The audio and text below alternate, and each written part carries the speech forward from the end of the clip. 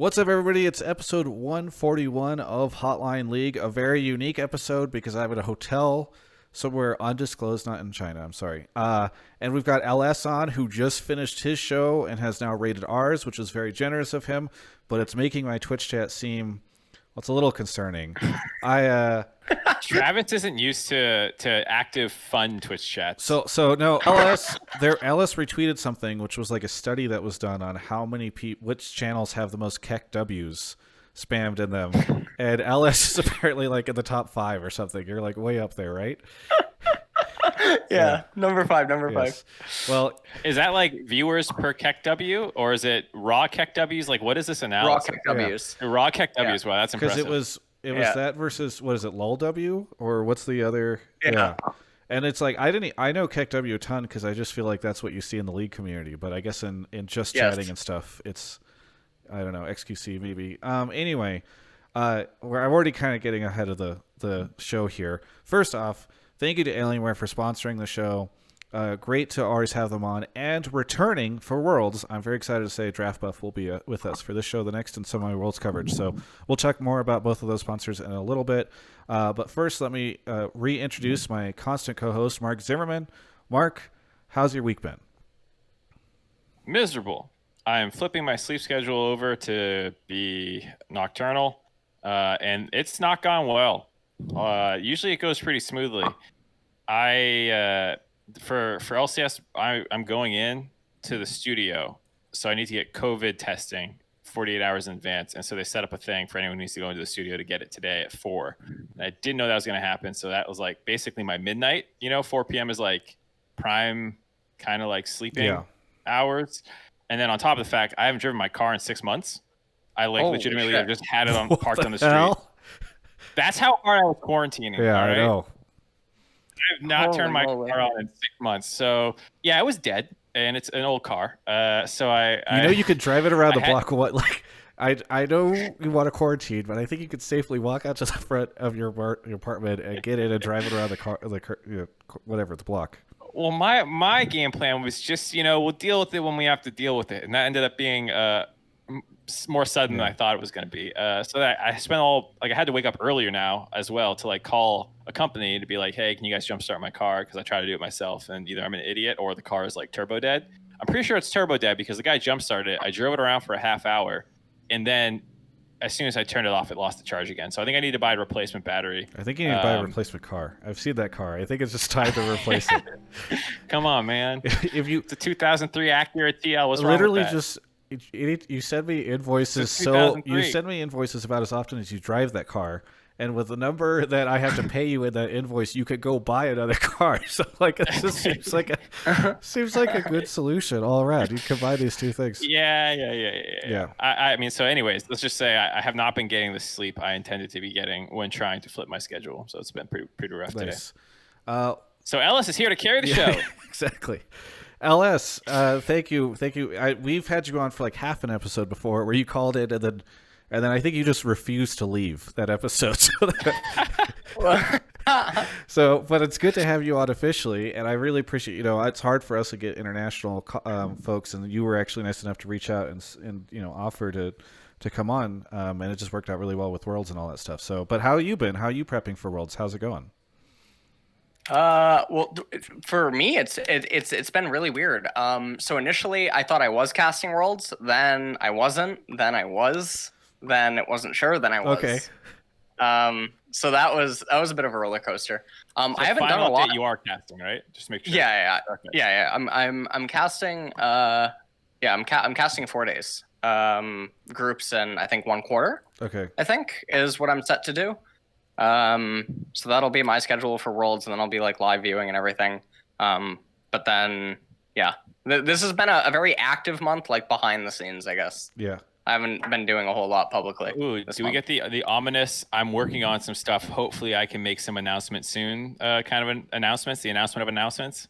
The announcement of announcements, yeah. That's what we got going on. Okay. Nice. Well, I'm hopeful that you'll be able to, leak something later on in the show. Anyway, well, either way, thanks for coming on again. I'm glad you could make the time. Sounds like you've been kind of busy. For me, everyone, I have been road tripping because I like Mark will go nocturnal, but he does this every year. I have not had to do this before because I usually travel 2 worlds, and so I have now. Everybody's just spamming TSMLS.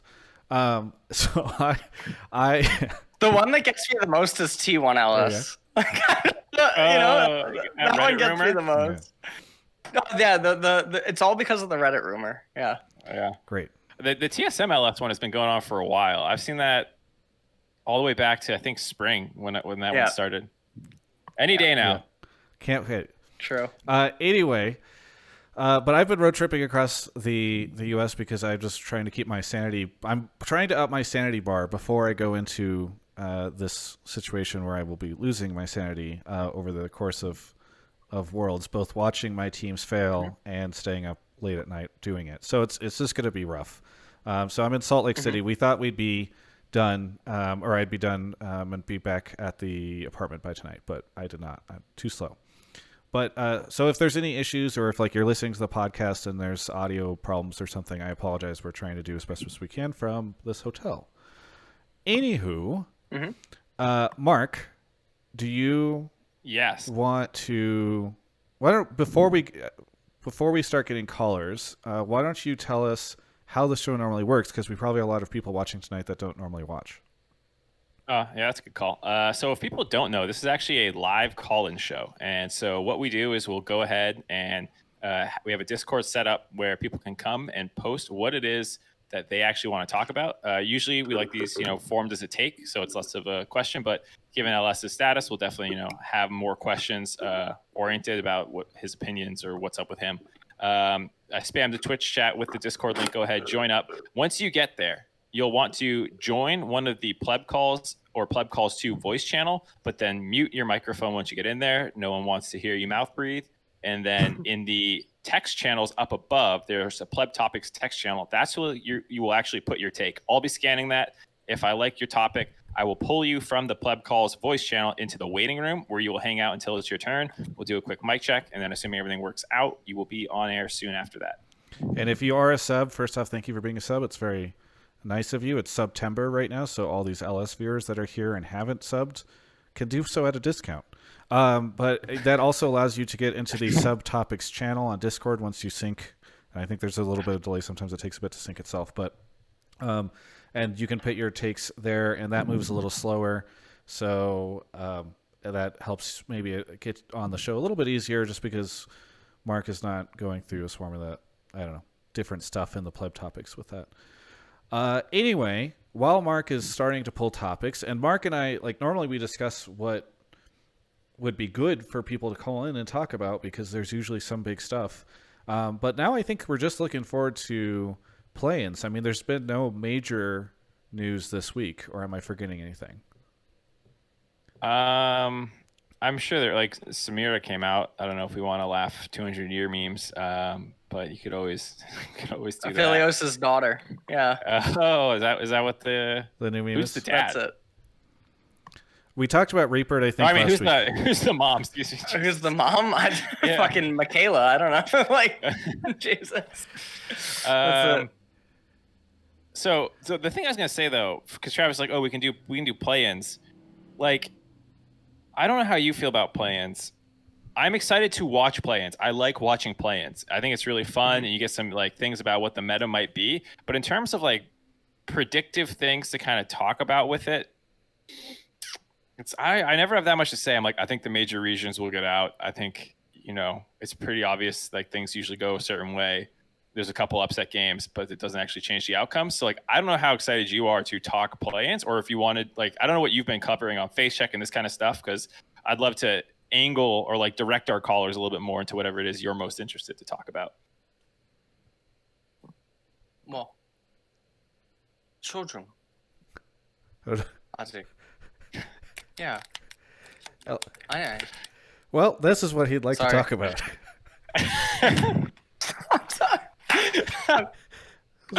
Okay, sorry. No, I just got walked in on. Yeah. You're happens fine. to the best of us.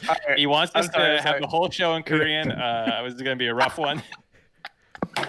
Ellis, what's been on your mind as we're headed into Worlds? Any interesting topics? I mean, actually, one of the things that Mark and I were kind of discussing this before, since this is the first time Ellis is on, I think, and he's an expert in obviously a bunch of LCK stuff. If people wanted to call in, talk about the LCK teams going to Worlds, or ask questions about that, or about what's going on with LS, how he's, I don't know, what his life is like. I mean, it seems like you've had a pretty big year, LS. Like, has 2020 just been wild for you in a way that maybe it's differently wild for us?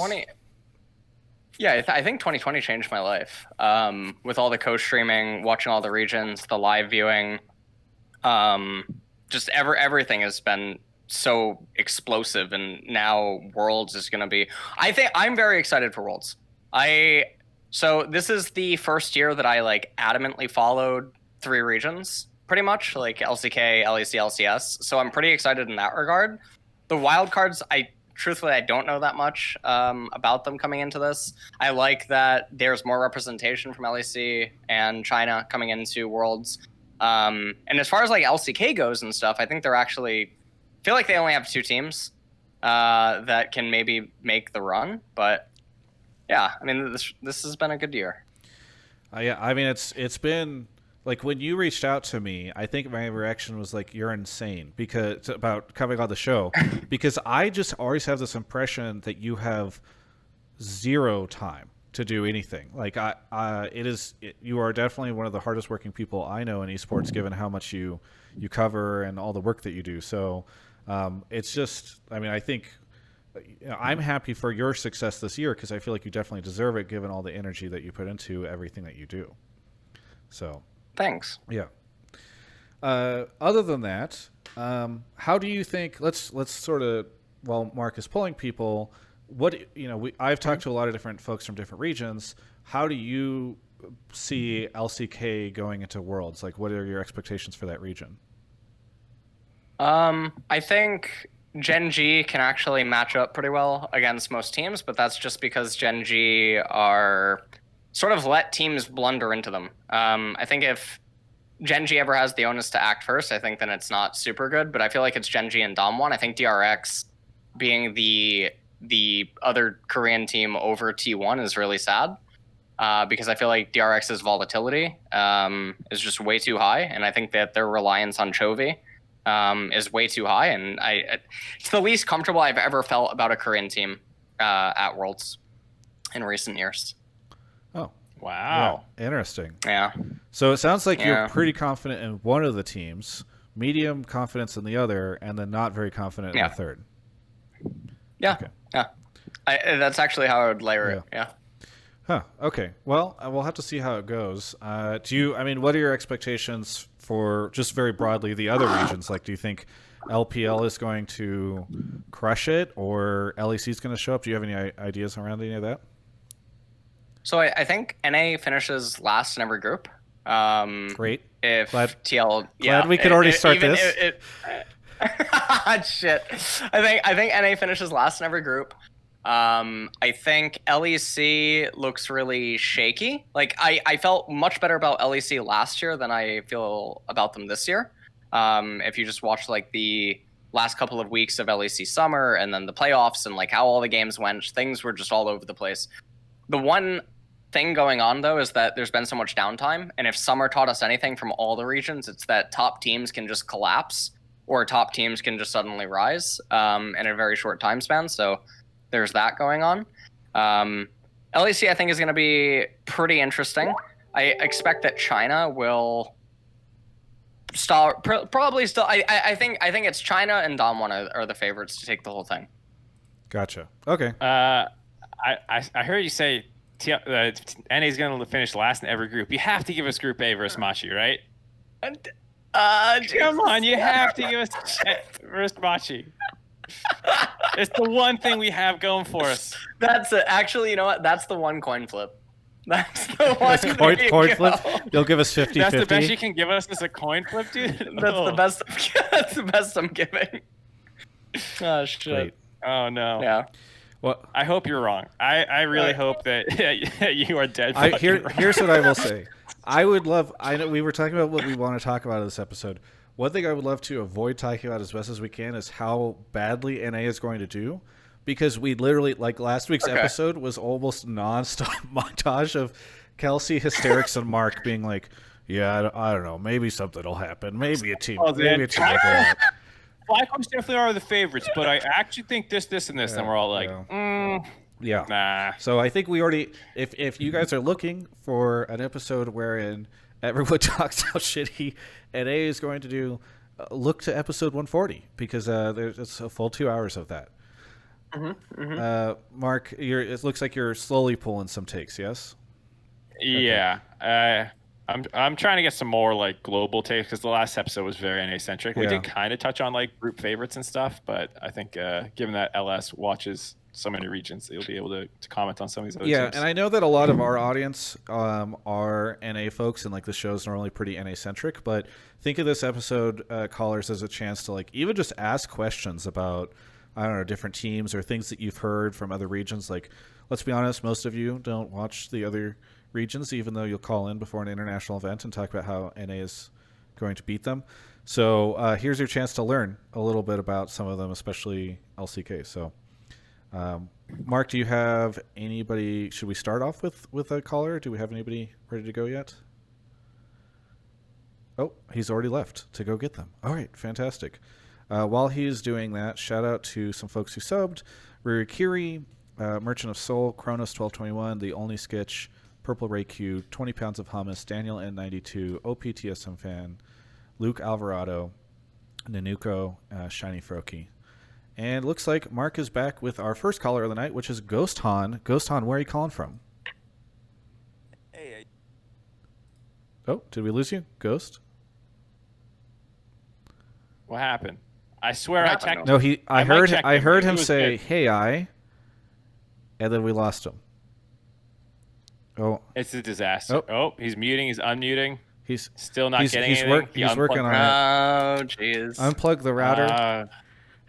No. He's shy. Twitch helping us out. Twitch just spamming hang up. Maybe we said. I'll move him back and grab someone else while I sort it out. We'll catch you. Yeah, can you guys hear me? Wait, shit. Mark. He just fixed it. He just. Ghost, are you here? Yeah, can you hear me? Right? It's like NA in a shipwreck. Right? I'm so tired. The first fucking caller just has to troll the shit out of me. Okay. I'm so sorry. No, it's all good. You're good. Where are you calling from, Ghost? I usually call from Queens, but I'm calling from New Jersey now, so you can blame the New Jersey internet. Okay, good. Well, either way, what do you want to talk about on the show tonight? I wanted to talk about how I think Gen G could make it all the way to the world. Okay, so why do you think this? Because I think they have such a stacked roster of players, so I wanted to pry LS's brain on like what he thinks the path for Gen G to win Worlds is, because I kind of lost complete faith in DRX a little bit. So and Gen G would be my Gen G would be good. Okay, you're kind of going in and out. Yeah. So we're just gonna. I think we've got your take, which is you think they're gonna do well, and you're kind of curious what LS sees as an opportunity for them, because I know LS. You said LS. I think moments ago you said you felt like Gen G is great at taking advantage of other teams' mistakes. So at Worlds, where you're probably gonna have less teams making mistakes, what are your expectations for this team? I think Gen G thrive in passive environments. They thrive in instances where opponents have to go into them when the onus isn't on them. And I think that if you look at their draft, they'll draft face up a lot of the time, and then it'll just end up being that they naturally tend to go the distance better than their opponents' teams. So Worlds is going to be pretty interesting, because I think that the other teams are going to be heavily affected by the super server, whereas Korean teams are still playing on Korea. And to my knowledge, they're not scrimming certain teams from LPL and whatnot. But I'm not totally sure like what the situation is there. So I think Gen G, I think what the caller's saying is pretty accurate. I think if drafts are in their favor, and the way that they tend to play, I think that it can be favorable if people are going to sin into them and then nothing ends up happening. Are you on the Genji over DRX, even though DRX is the higher seed train? Because I think that's a yeah. Okay.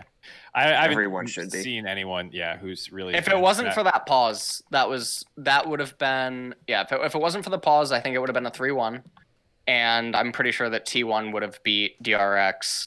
So in the gauntlet, that pause, like I didn't know that happened like live. Like I was catching up on VODs, and I was like, oh my god, this is fucking insane. That like how miserable that was. And then I also was like, I can't imagine casting that shit.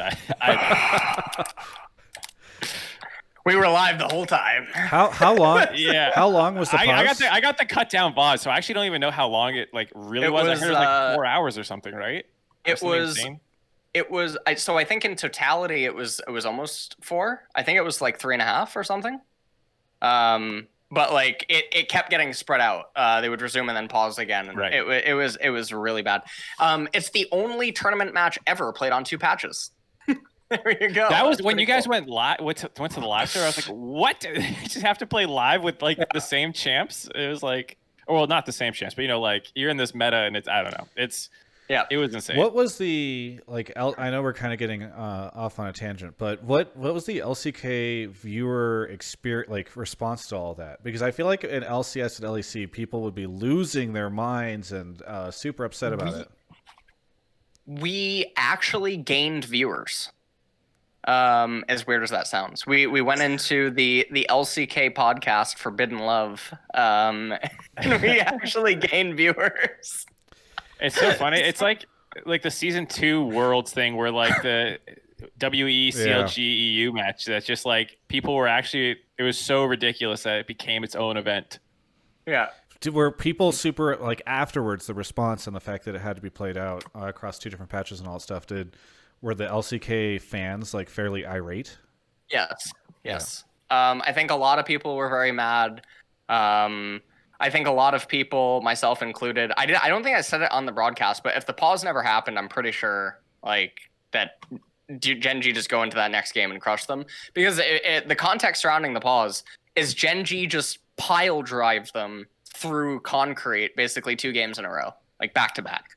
Like DRX looked like they were hopeless, nothing was going right, and then 3 hours of pause, and then it comes back and DRX wins a game, and then the very final game, Genji has Ocean Soul, and they go to Baron, and they just legitimately throw at Baron. Like Ruler actually has the ability to live, and he elects not to live and tries to get a kill, and then they just get ended through top, and it's so insane. Yeah, that's one of those that like that back of the Baron pit, just standing there and like not leaving the back of the Baron pit is one of those like you've been awake and like thinking critically for far too long, and your decision making's gone to shit. It was like pretty transparent. So well. Anyway, back to the caller's point, or caller's call. So, does this team have a chance of making finals or winning worlds, or, I mean, where do you think their run will end? It depends on how brackets go. I think if they collide against Damwon, then they're eliminated. So if we get a Korea versus Korea matchup and quarters or semis or whatever, I think they're eliminated. I think if they go up against TES, I think that they can get eliminated. I think if they dodge both of those 2 teams, then they could make a run. And also, if they would make a run, hypothetically, if Genji won Worlds, that would be the second team to ever win it at least twice, right? Because they won in season 7. Yeah, they have won 3 technically. Then, if you count. Oh shit! They would tie T1. Yeah. They'd be the holy shit time. But that's sick. There was no one on Samsung White that was it's totally new roster. But Ruler would be on both, which would be pretty nuts, and kind of cementing himself as one of the all-time greats if he's able to do that. Yeah, which he is. But it should be already. Mark, what's your take on this? I'm super hot on Genji. I love Ruler.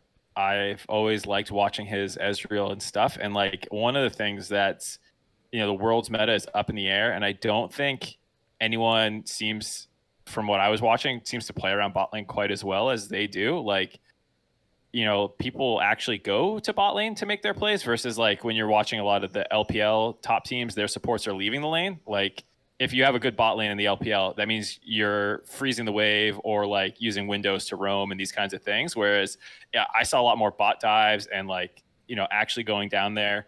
And so if there's more bot lane priority than there seems to be right now in like the kind of global meta that's going on, I could see them already being the best suited for it in a lot of ways. And I think that would probably be one of the ways that they win Worlds. I don't think my concern right now is that, so much priorities around like red side counterpick with the LPL teams and even Damwon, like in their carry top play, that if that is the meta, then I think they're in a little bit more trouble. And to Ellis's point, kind of need to dodge some of the other top teams to make a good run.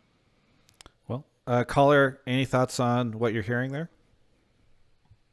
I think that's all positive news for my hopes for Genji. I really, really like them, and they're my favorite Korean team right now. So I'm trying to stay hopeful for them.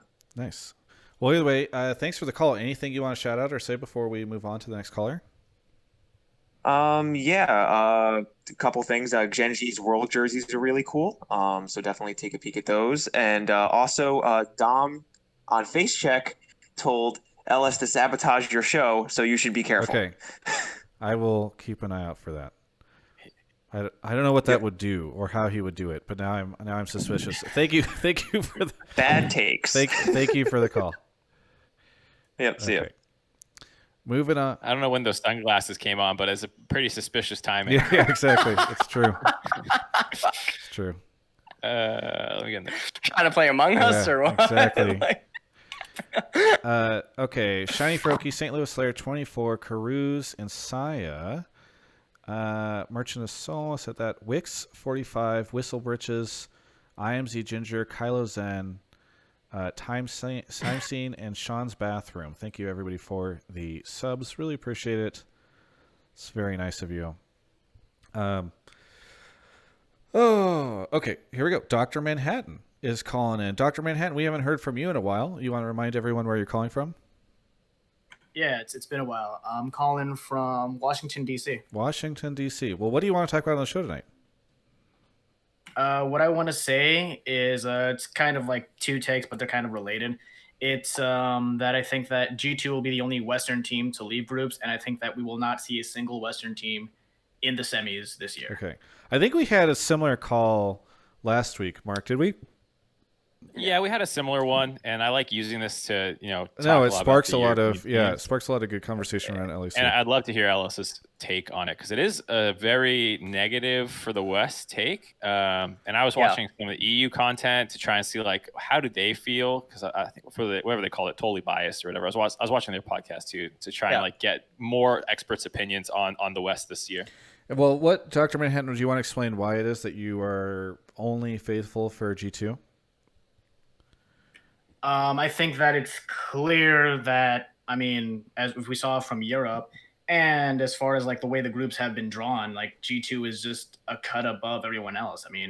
Everyone was hyping up LEC going into this year, which, we've seen like new faces, which I think that's a good thing. And I think that the middle level of Europe has gone up. However, I don't think that we're seeing the same like highs that we saw last year where G2 was like this, like hyped up, they're going to win Worlds 100%. And then I think LPL with their extra seeds have gotten like way better. And I think we'll see a semis kind of like 2017 where, you have just nothing but Asian and there's just a bunch of Asian teams going in there. JDG is a big one. Damwon, I think, absolutely has potential to win Worlds. And same thing with Top. So, and even like for the fourth team, I think that there's potential for teams like Genji. Suning, I think, is super slept on right now. So do you think G2? I think you said it as G2 is the only one to get out of groups. Do you think they'll go much further? No, I don't think they'll make it past the quarters. Past the top 8. Okay, so LS, throw it. I agree with him. Oh boy. Okay. Shit. Here we go. Well, hang on. Alice went last time first. So really quickly, Mark, why don't you give the context on what you're hearing and what you think? So we had, like you said, we had a question like this similar to on last week, and what I had said there was I expect there to be 2 groups out. I think it's fair to say that there's not many two Western teams, most likely 2 European teams, and my reasoning was not that like I think there's another favorite of a European or North American team to get out of a group, but just like raw numbers, things never go 100% as planned. I think G2 for sure is getting out, so you have one team for sure getting out, and I think some upset will happen. And even Fnatic is like not like a huge upset, really. It really depends on your opinion of LGD, assuming they slide into that group. Like people have DRX pegged as like the potential, like if anyone's gonna bust her out, it might be them from Korea. If you're gonna pick one of the Korean teams to have an underperformance, so like there's enough volatility and raw number. There's 7 Western teams. Yeah. Like I expect some, even if you don't think they're favored, some upset to happen to get another Western team out of groups. Winning the best of 5s at that point and how far they get, that really comes down to matchups. Like, does G2 get out as a tier 1? And then do they dodge whoever is second in TES, JDG? Like I could actually think G2 could maybe beat some 2 seeds from other groups, if they get like a Fnatic or a DRX or like these other teams. I could see them. Yeah, those are their best chances for sure. If they pull Fnatic or if they get DRX, then that would be possible. But I feel like Group C, if LGD end up in it, then I think it's just Gen G and LGG both get out. Obviously, Group A is Group of Life. If G2 were in Rogue's position, I don't think they'd get out in Group B versus JD Gaming or Dom1. I think if they're in Group C, I think they would fare better than Fnatic and obviously TSM. I think that you could make an argument there. And then if they were the European team going into Group D and getting extra shots at DRX and whatnot, I think that that poses more potency. But I think that Mad Lions ends up in Group D, right? So that's basically, I think, the worst EU team that you could throw into Group D, given how DRX is. Mm-hmm. So I don't know. I sort of agree with the caller almost wholly that I think this is actually a very doomed year. And even though there's more representation, I think NA holistically is a lot weaker this year than they were last year. This year, all the best of 5s looked very, very, very close. TSM committed some robberies in some of the games. We have to remember that. The fall off of Cloud9, the context surrounding. Let's talk more about LEC. Okay, yeah, LEC. So now he's getting stabbed over and over with each other. So Rogue and Mad Lions just started falling off a cliff, right? And G2, they're fortunate that they're in the group that they're in because they can be very hit or miss. And I think that Fnatic, I don't know what to really say other than I think it's very unfortunate that they're the ones in Group C, which it's probably the group they have more of a chance in than obviously if they were in Group A. I think that Fnatic would go out with the same. Any EU team I think would go out of Group A. So take that for what you will. I think it's unfortunate for Fnatic though that they're in a group with Gen G and LGD, and then TSM. I think could beat them in some games. I don't think it's unreasonable. Hey, say that part again. I like that part. That was good. I don't think it's unreasonable. They definitely could beat them 5 out of 100 times. Oh, so, okay. All right. We got to get the clip before then. Could beat them. Maybe you want to use stronger language too. Just for the clip. When you're gonna say something like that, please elaborate for a long period of time afterwards before you give the final assessment, so that. Okay. Yeah, no, exactly. Anyway.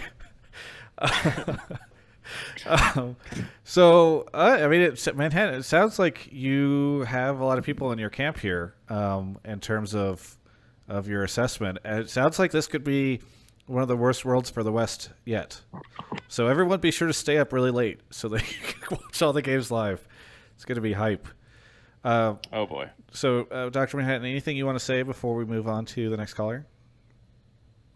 No. I think that, this mainly it just stemmed from, I think, a lot of people putting G2 as a top 4 team, and I'm thinking, even if they were, how much better are they than some like the 3 and 4 teams from China, or the number 2 team from LCK. That's kind of why I'm saying that. But pleasure to be here. It's always been a while since I've been on the show.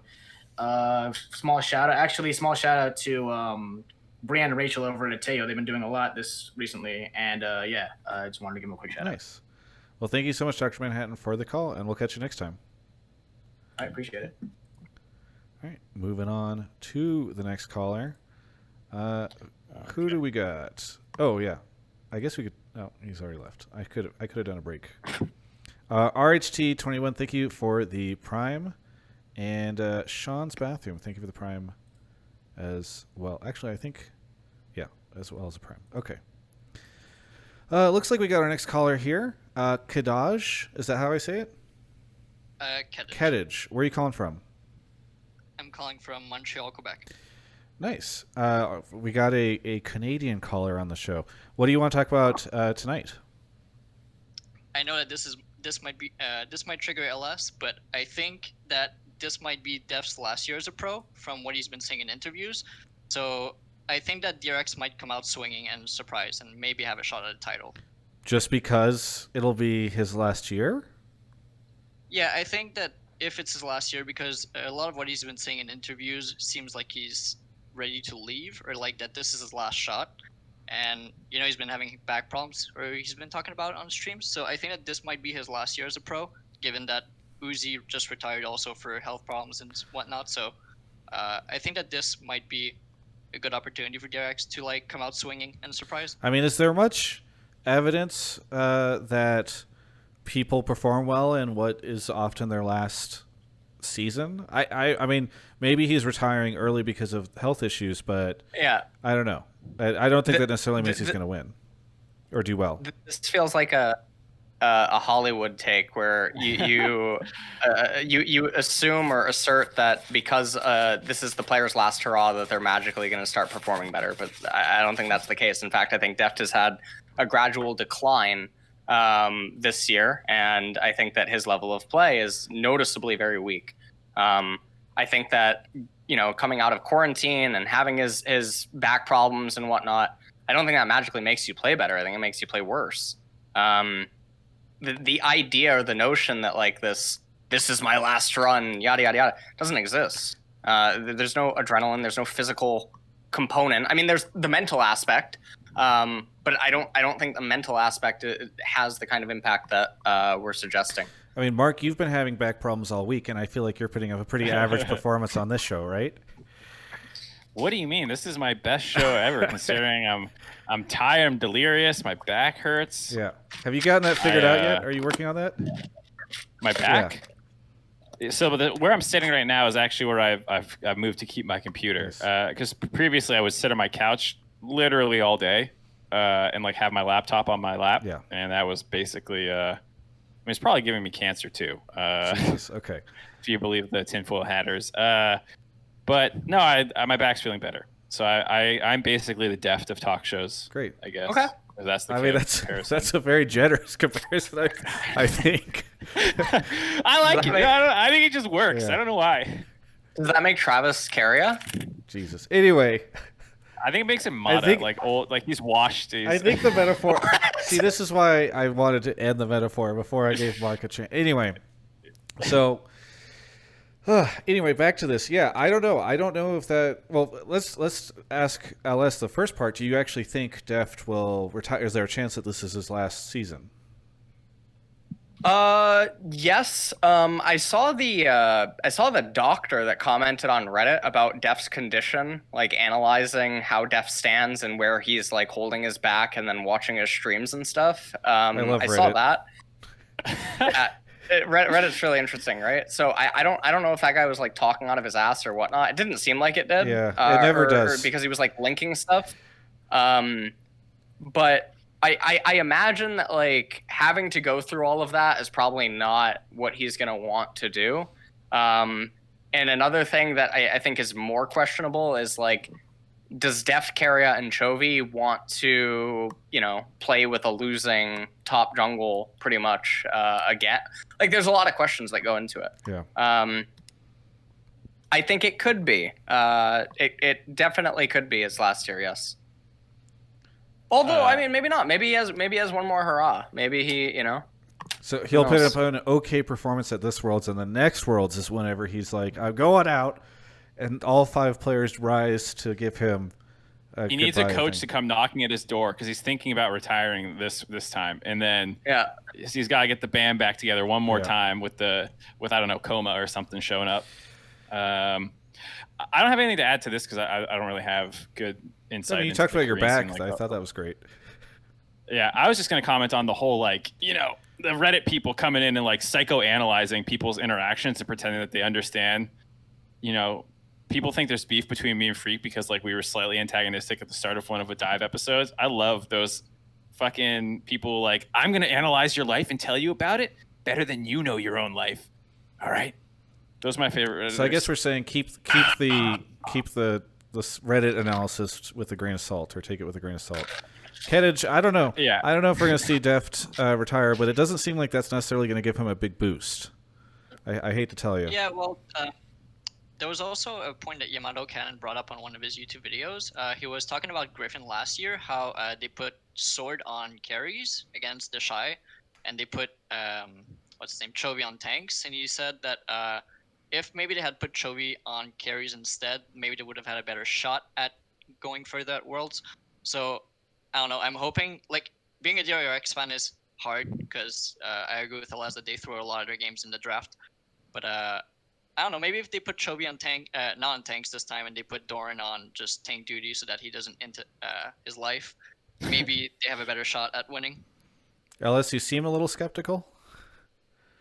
I mean, the Doran and Sword thing from last year is weird to bring up because there was all the CV Max stuff, right? We all know that Doran was supposed to play.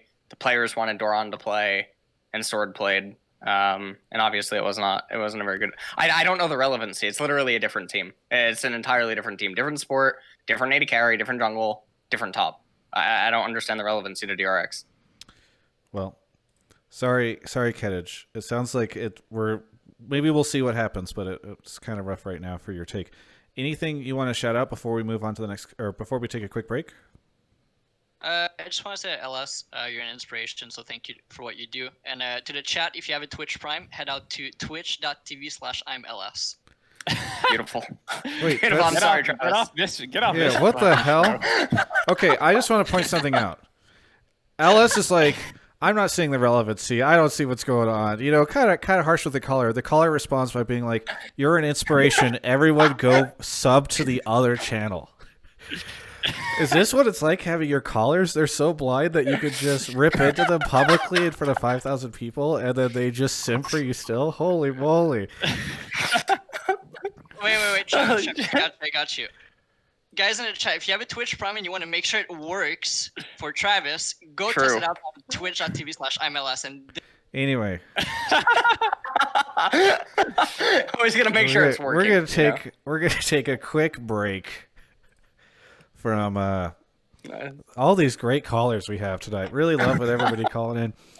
To shout out Alienware, you see their logo on screen. They sponsor so much of what I do. They'll be sponsoring my Worlds coverage this year for, I think so. They were my secret sponsor 3 years ago for Worlds because they came in. I didn't have another sponsor. We didn't want to announce yet, so they secretly sponsored my Worlds coverage. So this will be the third Worlds we're doing with them, and it's just really cool the support that they're able to provide us. Really excited about all the new hardware they've got coming out soon with the new NVIDIA 3000 series the cards. They've got new monitors coming, all sorts of stuff. You can go check that out over at alienware.com/Travis. And this is a bit of a tease because we don't have it live yet, but I don't think we'll have it for play-ins, but we're going to do a pretty big giveaway with them for a whole bunch of League of Legends stuff. So be sure to keep an eye on alienware.com/Travis, and you'll hear about it in the outros of my interviews, so don't skip those like you sometimes do. I think you do. Anyway, thank you so much to them. Travis 10 off Q3 to save 10% on your order. And again, alienware.com/Travis. There's a link in the video description if you're watching on YouTube. All right. Next caller. Yeah. Off we go. Let's see. Did anybody prime to me when that guy said? No, they didn't. The Snake 100 did 8 minutes ago, but literally no one did in that moment. All right, Mark is grabbing the next caller. Any minute we should have them joining LS and I. If you're just tuning in, call-in show, because some people I think don't normally watch. They're watching right now. Call-in radio show. Bluejay is here. Bluejay, frequent caller to the show. Maybe too frequent for my taste, but where are you calling from? No such thing as too frequent. I'm calling from Sarnia, Ontario. Nice. You didn't even try to disguise yourself this time. Yeah, I did get a little lazy, I'll admit. I wasn't really feeling it. Yeah. By the way, breaking news, Ovly rating me with 400 people. We're hitting record levels. We're getting, yeah. Boosting the show hard tonight. All right, anyway, Pog. Bluejay, what do you want to talk about tonight? So I want to talk about the LPL. I think that them adopting a salary cap system will have a significant effect on the league and possibly other regions. And I kind of have like a lot of questions when it comes to this one. And this is one where I really want your guys' opinion because I feel like you guys would just obviously know way more about this kind of stuff than I would. And so, yeah. Finally, a take I can weigh in on. Thank you, Mark Zimmerman. I knew as soon as I saw this take, I knew no one else was going to have this one probably, and I knew you were going to I will allow Bluejay on the show unfettered this time without complaints for this take. So for those that don't know, I actually don't know too much about the way that they're going to structure the salary cap system. I've just seen some like light reporting on the news coming out of there. I don't know, Mark or Ellis, have you guys heard too many details about it or how they're going to enact it? I just read that one article and read that whole Reddit chain, and it was pretty light on details. Yeah. The only thing that I saw that was like, whoa, what the fuck, was the like automated assigning of tiers for how much a player can earn. Monka S. Yeah. That was crazy. That part's really crazy. I can't imagine. So here's the question though: if LPL well, first off, how do you enforce this? Totally, you know what I mean? Players can just have side contracts with the orgs that Riot never sees. Streaming contracts and whatnot. Yeah, exactly. Right. Oh well, you have to stream once a week, and here's $20K to do it. I mean, yeah. So there are imagine loopholes like there are loopholes, but the teams will run pretty big risks by taking those loopholes, and I think the teams don't want to pay the players a ton. Like this is beneficial for the teams, right? So that's why I feel like it's less likely we see something like that. But sorry, I interrupted. Go ahead. I think the very interesting thing here, and I think this could have a positive chain effect in the West, is if teams are suddenly able to start saving money and allocating money into talent and other things. Like if this is adopted in the West, it changes everything forever. Well, it also might cause some people to retire and try to go into content creation and streaming because then it becomes more lucrative. But I have no idea what I think this is going to be very interesting because if it happens in China, is it going to happen in LCK? And then if it happens in LCK in China, does it become the norm and does NA and EU adopt it? So the thing that's difficult, so I don't know enough about Europe, although Europe usually is pretty like worker friendly, so I would imagine it's hard to adopt there. But union law, and caveat, I am no lawyer. I am probably as much of a lawyer as that Reddit doctor was a doctor. But there's pretty strong laws around collusion, like salary-based collusion among people. Like essentially in the U.S., my understanding is the players themselves would have to agree to go into the system to become part of a union, negotiate together, similar to what you see in franchise sports. You can't necessarily have the owners all decide like we're only going to pay you guys a cap of X number of dollars because that's illegal in the U.S. So maybe there's a world where it becomes adopted because the owners are somehow able to convince the players and the Players Association this is important, or the agents, but it feels like there's going to be a lot of pushback against that because I do think salaries would go down dramatically if we hit that point. Yes. Can I chime in here for just a sec? Just because LS saying that, sorry guys, but LS saying that it could be adopted over in the West is absolutely terrifying because, well, I could not imagine what the LCS looks like if it's even spread even more thin. Like now, okay, we have trouble fielding good Worlds teams when we do have the rich teams getting all the good players. You know what I'm saying? So with salary caps, what is that going to look like when CLG takes away a good player, you know? What good player? What world elite level players are apparently flooding NA? What? Okay, but you get what I'm trying to say, LS? I'm not saying that NA has a bunch of world elite players. That's hilarious, by the way. But what I am saying is that could you imagine a world where I don't know, Team Liquid can't exist, basically, right? Exactly, right? Now you cut TL in half, and now you give them one of your best players over to like CLG or something. Now you just have two teams. So like, yikes! I don't think we have any Team Wii players or WE players in NA. Nice.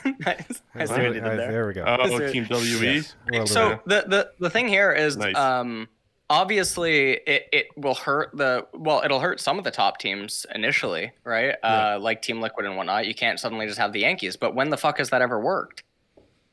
Like this isn't a solution. Dominating domestically is not an achievement. And when you're fucking Steinbrenner, is that the name of the Yankees owner who used to be, right? Yeah, he used to be. When you're buying titles, that's not an achievement. Especially when truly elite level players don't come over to the region.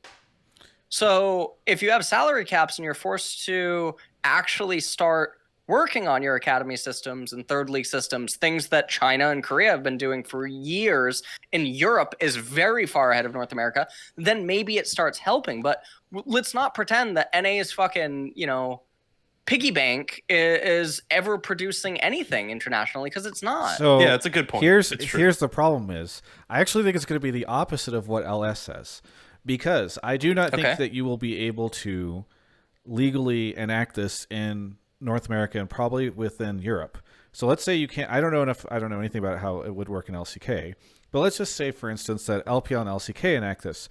Now you've got two leagues that have a hard cap on how much they can pay players. And you have NA and EU, and especially NA with our, what did you call it, piggy bank? Going oink oink for these top tier players, because we can now pay them more than their leagues can pay them.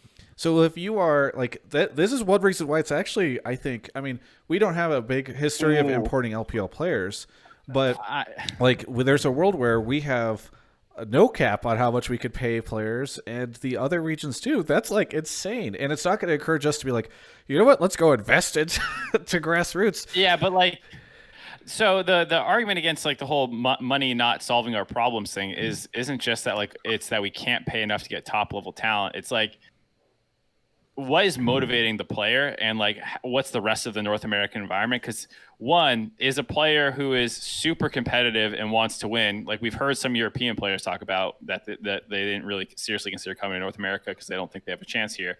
I assume that's an opinion that's relatively shared globally.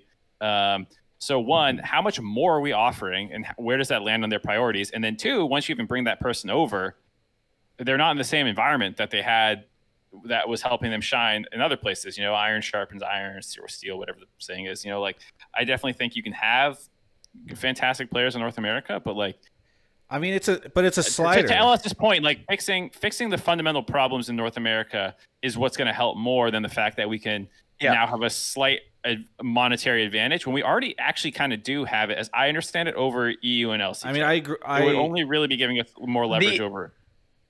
The one thing though is, so I actually hadn't considered Travis's point, and I think that is interesting, and I think that it is correct in the sense that yes, players might see NA as cash grab. Heaven, we can't get paid in Korea or China, but we can still get paid in NA. So maybe that actually helps bring over world elite level players that then just get bought up and end up on teams. The problem is the import rule. Even if you bring over two of those types of players, you're still not winning worlds. Yeah, but we've got some. Even if you plot them, we have some players that we've imported. We'll take getting out of groups. Yeah, exactly. and we have some imports that we would drop for some other, newer, fresher imports. I'm not going to say who. Okay. But I think, to address your point, Mark, because Ellis agrees with everything I'm saying. I think what the difference here is, it's like this show. You didn't want to do the show with me. but it's a slider where the more money I was able to offer you, eventually you agreed to do the show with me because I was offering you so much. We were in a bar in like Seattle or something, and we had the same idea, and we're both excited to do it. You're not playing. What do you you're not mean? playing along with the meme. All right. But that's because I can't handle it. My idea is Loco's not around. Jesus. This is like Loco v Thorin. You know, I'm not sure. Oh no. Boy. Anyway, we don't talk about that. Anyway, so, but my point is, you're right, Mark, that like there are probably a lot of players who will not come to North America because they want to win. But it's like at a certain point in time, you can offer so much that I think, you know, it becomes easier and easier for those folks to change their priorities. And I'm not saying we're going to get there immediately, and like who knows what these caps are going to be. Maybe they'll be, you know, maybe they'll just take whatever North America is paying as the top talent, and they'll do it for that year or something. It'd be fine, but I don't know. Right. I mean, no matter what, in a situation where some people have salaries that are, you know, I don't want to use the word suppressed, but like collectively bargained, and the other ones are totally free, and we have a ton of money. Like, yeah, it's going to help us because we can just offer more money. It won't hurt us, right? If in that situation. So I agree, it helps. I'm just not sure how much is the part. So we're kind of splitting hairs with that. Overall, though, I actually have to say that I think I like salary caps for like sustainable environment situations for the leagues. I don't know exactly enough about the LPL scene. I think it's matured a lot from when it was back in like 2014 era where people talked about it being like the billionaire sons, you know, like fun club. Just I think importing it's entire LCK teams. Yeah. I want Deft, and he's getting a doggy handbag, or was it Imp or whatever? Yeah, Imp whatever walking around with all the swagger stuff. Yeah. Yeah. But I think like overall, like the idea that you have too much investor money and it's not sustainable, and like the antitrust laws or anti-labor laws, I don't know what the fuck I'm saying. Assuming the legal side works out and there's not like, you know, bad practices going on, overall I think I like salary cap systems, both for the sustainability. So that way, that means that one, you have to probably be already positive to have a rev share model that is going to use salary caps as like a factor in negotiating, which is a great sign already. And two, I also like watching teams be constrained or like have the similar, like level the playing field. I like level playing fields. I like the NFL for that reason. I like the NBA for that reason, even though at the NBA they have luxury tax that people just fucking ignore shit and players predetermined salaries and all that stuff. But I like the main concept. Yeah, I like it a lot. There was a time years ago where I was arguing all salaries should be transparent because the players were getting screwed. Now, I'm not willing to say that the teams are getting screwed, but I will say that I do think salaries have gone... They need to stop growing in North America and probably retract a little bit because teams are not going to be able to turn a profit on this stuff at any given point in time if they keep going in the direction they are. So I think it'd be good, but there's so many things that have to happen in North America before it can legally occur. Like the players all have to agree to a union. They all have agents now. If I'm an agent, I'm just saying there's no way in hell we should cap how much money you can make because that caps how much money I could make. And yeah, I don't know. Bluejay, any shout outs before we move on to the next caller? Yeah, just some quick ones. I just wanted to shout out Draftbuff. I'm looking forward to seeing what they have for Worlds this year. I think that'll be pretty cool. Also, I don't want to twist your arm here, Mark, but like, is there going to be any announcement on Twitter about Worlds, or is Brian going to do any of that stuff? Or maybe I missed your tweet or something. I didn't see anything. Oh no, I didn't tweet. I said it, I think during one of the Hotline Leagues. I'm doing, you know, North America has casting, which I don't do, and then they have the post show, which I will be doing. All right. On and off from play-ins to groups and potentially some knockout, but all that's always a little fluid, so we'll see. Is Riot going to do their own Twitter announcement, or am I going to have to search around everyone's freaking Twitter to figure out who the hell? They stopped doing it, I think. Because like last year, they didn't do it last year. If you go to my Twitter earlier this week, I retweeted their 2018 and 2017 ones because I think it's kind of cowardly that they don't tweet out who's going to be their on-air talent anymore, because I think they want to try to avoid drama and controversy, so they're not willing to say it publicly. So they just go to all the different talent and say, you can announce it, and hopefully no one will ever notice who isn't on it. Yeah, that's dumb, man. Honestly, just announce the damn people that are going to Worlds. Like, I think that's kind of silly, but... I thought it was because they wanted to allow the people to get exposure to their own channels. Wasn't that the reason? Yeah, there's no way they could you not do provide both, them though? exposure from their main. Oh, you mean like tagging them on Twitter? Yeah, I guess that would be an option, wouldn't it? Yeah. We want to give you exposure, so we will use none of our channels to promote that you are going to be doing Worlds. I also think, I don't know, I mean, like, LS can attest to how much plans have changed, it sounds like, from his angle, so I could see this also being a more difficult Worlds to do it. Yeah, I mean, they didn't do it last year, so I don't buy the... I think it's... There are many companies blaming many things and many decisions on COVID. I don't think that this is one that I had to dump all that toxic waste in the river because of COVID. Yeah, exactly. I had to lay off all those people, no matter, even though we've had record sales because of COVID. All right, Bluejay. No, I'm good. You can go next, caller. Thank you so much. Goodbye, everyone. All right. Beautiful. Yeah. All right. So what do we got here? Poison Ivy, thank you for the 4 months. WGH, thank you. Niox and Michael Dew, thanks so much. Again, it is September. If you are watching the channel and you feel generous, you can sub for a discount. iAmZeGinger is here. iAmZeGinger, where are you calling from? I am calling from Seoul, South Korea. Oh! Have Yeah. you met LS in person before? I have not, but we're in the same chat group, actually. Okay. Interesting. And The foreigner cacao thing? Yeah, the LMK one. Okay. a little creepy. Anyway, what do you want to talk about? What do you want to talk about on the show? My take is that China's actually overhyped as a region. Oh. And that's because I think like TES and JDG are obviously the best 2 teams, I think, going into Worlds, and maybe Damon's up there as well.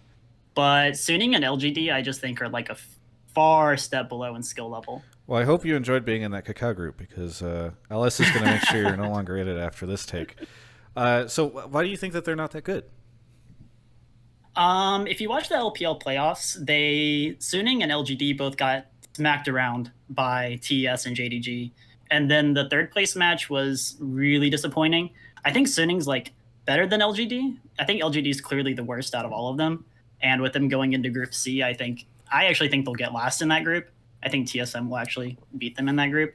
Suning just like, and the way I saw it was they live and die by SOFM.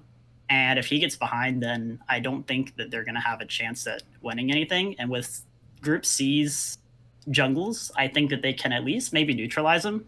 I don't think they'll be able to like smash them, but I don't know. I just think that based off their performances in playoffs, they don't look like they are anywhere near the level of like the top KR teams and even top EU teams. Before LS 100% agrees, I just gotta say I love like the smoky backroom poker vibe. I know. Like the ear pods in, playing with the cards, glasses on. So all you need is like the masseuse behind you and like the plates beside you because you've been in the room for so long. Have you ever been to Vegas? You see those grinders in there? That's exactly what you look like. So in the first hour, right next to them, yeah. In the first hour, Ellis was basically, he was bringing like an ASMR theme to the show because he was like sipping out of his like drink cup and like rubbing his like very loud shirt or jacket or whatever. There was just a lot of noise coming in, and I didn't say anything, but I was like, this is the No, you should have said something I didn't know. Loudest caller we've ever had, or guest we've ever had, and now he's gone full Vegas. No, it was just funny. Podcast listeners will know what I'm talking about. Anyway, and now I do appreciate that he's pivoting to a Vegas look. That's very nice. Anyway, well, Mark, not. Besides commenting on LS, before we get to him, what is your take on this? Do you think there's a world where LPL teams are overrated, or do you think Gingers? You've probably watched those LPL games, right? So yes, you seem to probably come to a different consensus. No, I think I'm actually more in agreement with him than you might initially think. I will push back a little bit about using the Suning versus LGD games to be like their entire breakdown of them. Those were some whack ass games that I hated when they were just like A-ramming mid for extended periods of time and fighting over nothing, and like not resetting after Barons and just instantly fighting again. Like there was a lot of stuff in those games I did not like, but then when I watched other series, like it looked better for both those teams. And granted, those are against weaker opponents, but I I wouldn't judge them too much based on. I hope I'm wrong about that.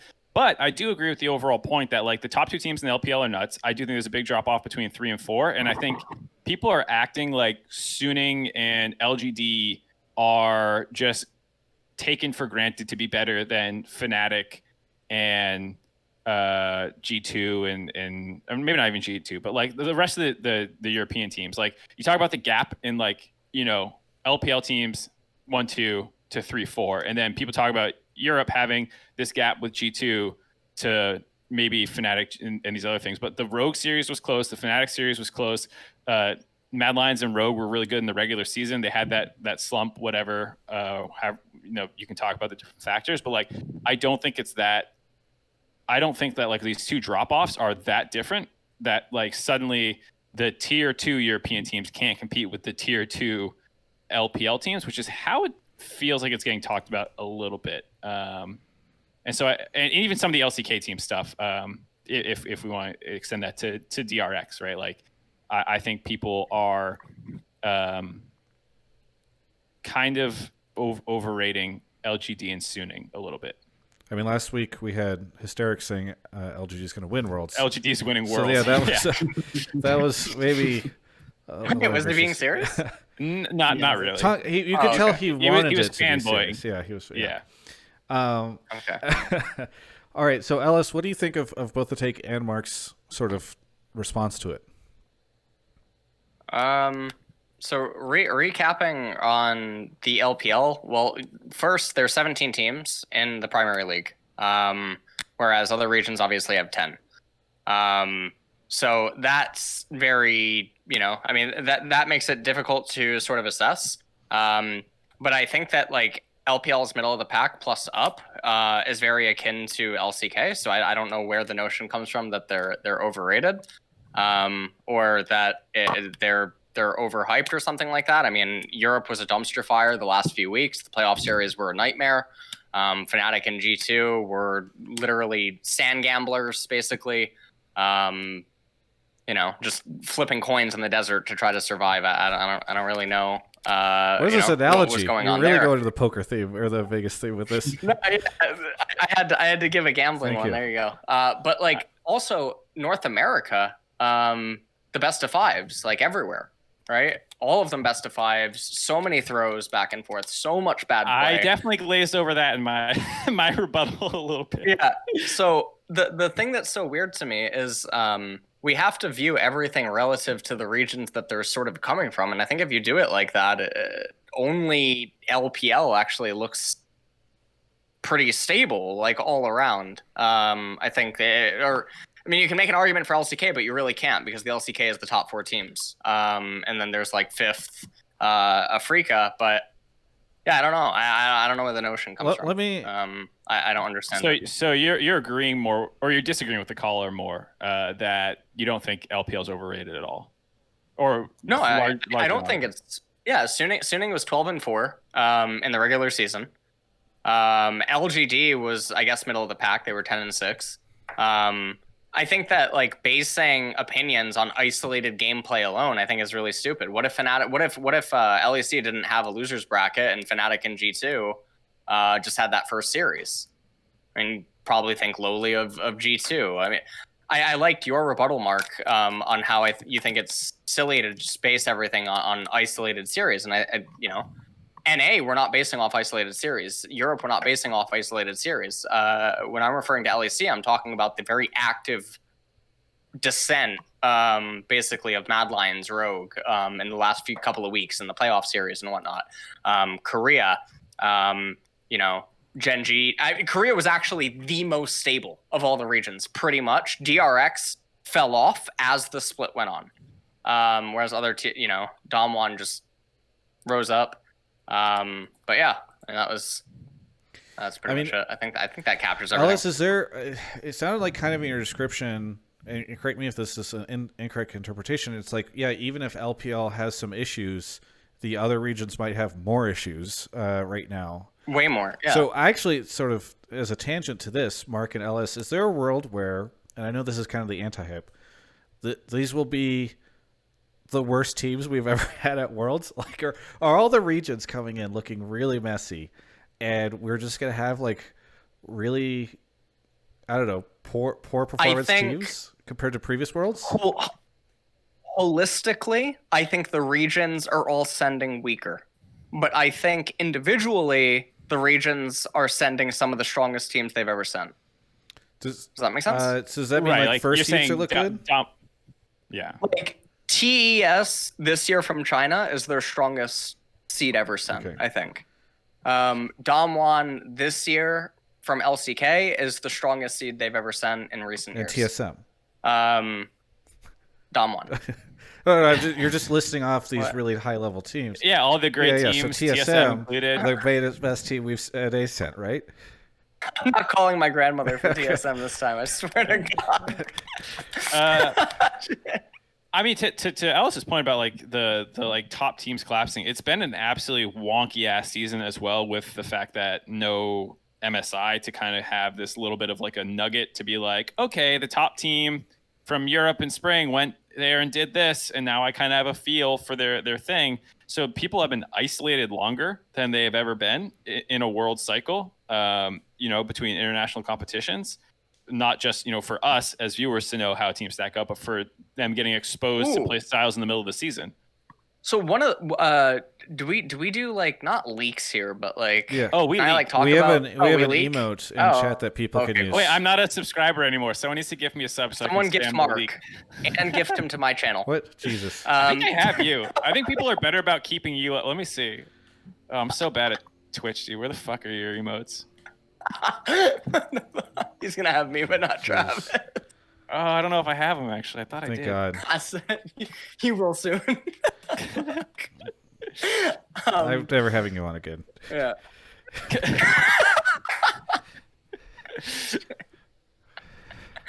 Oh man.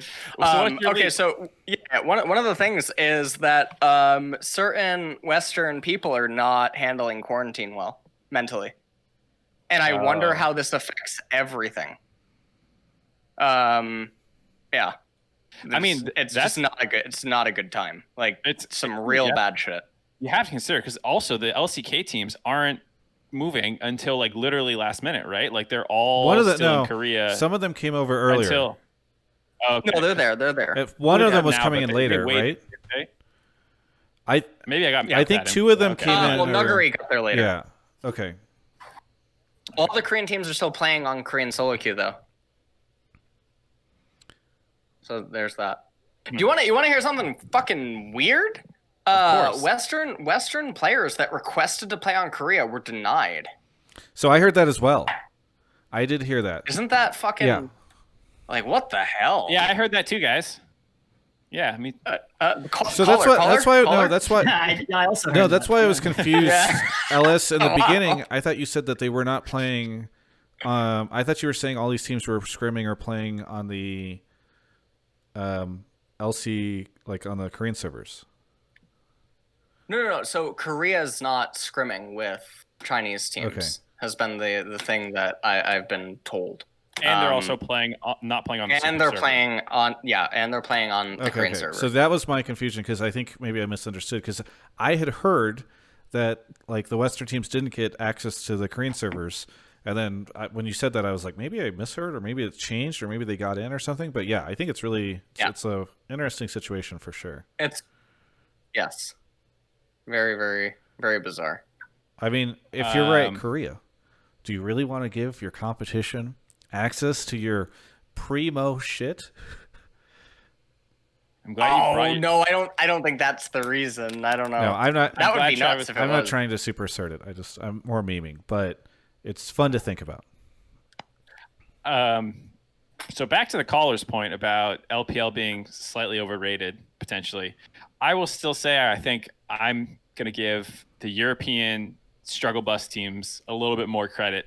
I do think I have a little bit more confidence in them, but I agree with LS about like how fucky this season was with their teams flip-flopping the losers bracket. People who won in the losers bracket or like lost early in the winners bracket had good losers bracket runs and stuff like that. Like it's super hard to feel confident when you look at that kind of stuff. But Yep. I mean, so my thing, it's very hard to talk about this on the show. One, because I'll get flamed, but two, because like there's not a really great, like I'm going to throw this out there and then there's not really much you can talk about it with, right? But like my sense is with how chaotic this year has been, with how many things are different, like no audience and the quarantine and the volatility that we've seen in all these individual leagues, et cetera, there is a lot more uncertainty in all of this. And so it's been, I have, maybe this is me lying to myself, and I'm sure a lot of people will tell me that, but like I've been more hopeful for NA and Western teams as a whole, in part because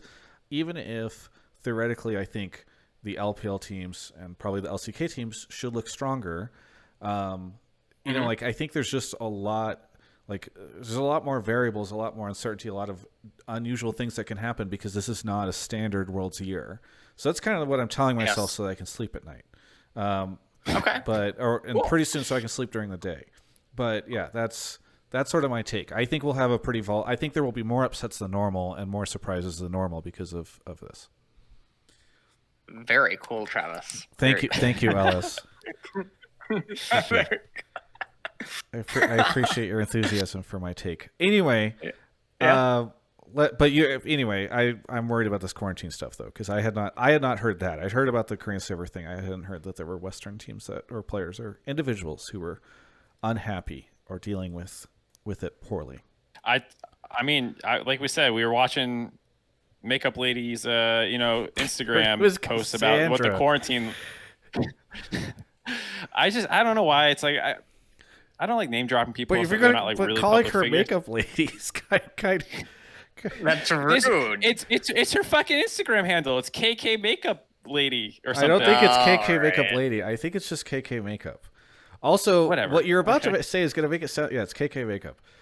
You're going to make it sound as if she's tweeting like, oh, like the quarantine is terrible. No, I just mean that like...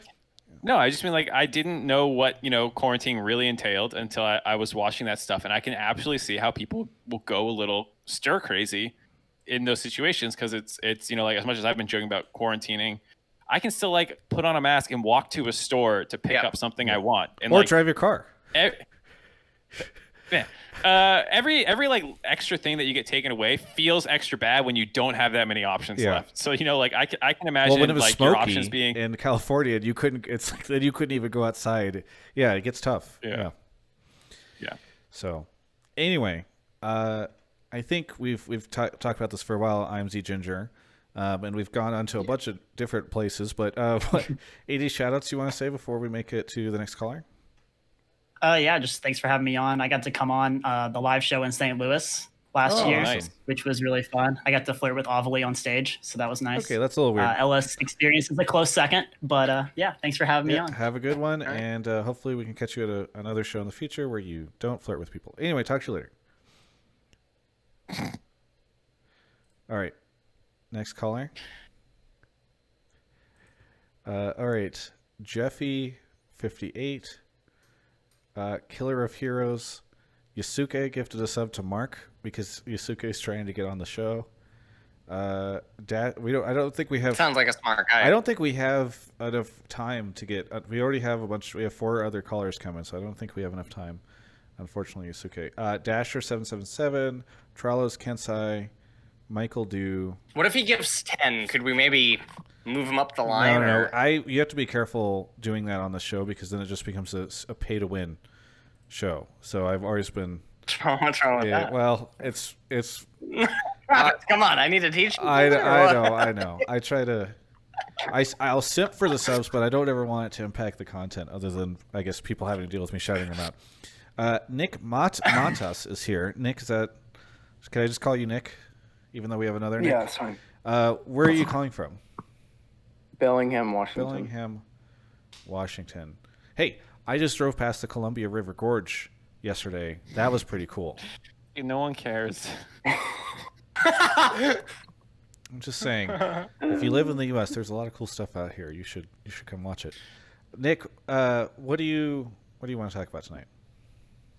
So Mark kind of allowed me to combine my 2 takes, but originally my first question was to ask LS, who do you think is the most underrated team going into Worlds?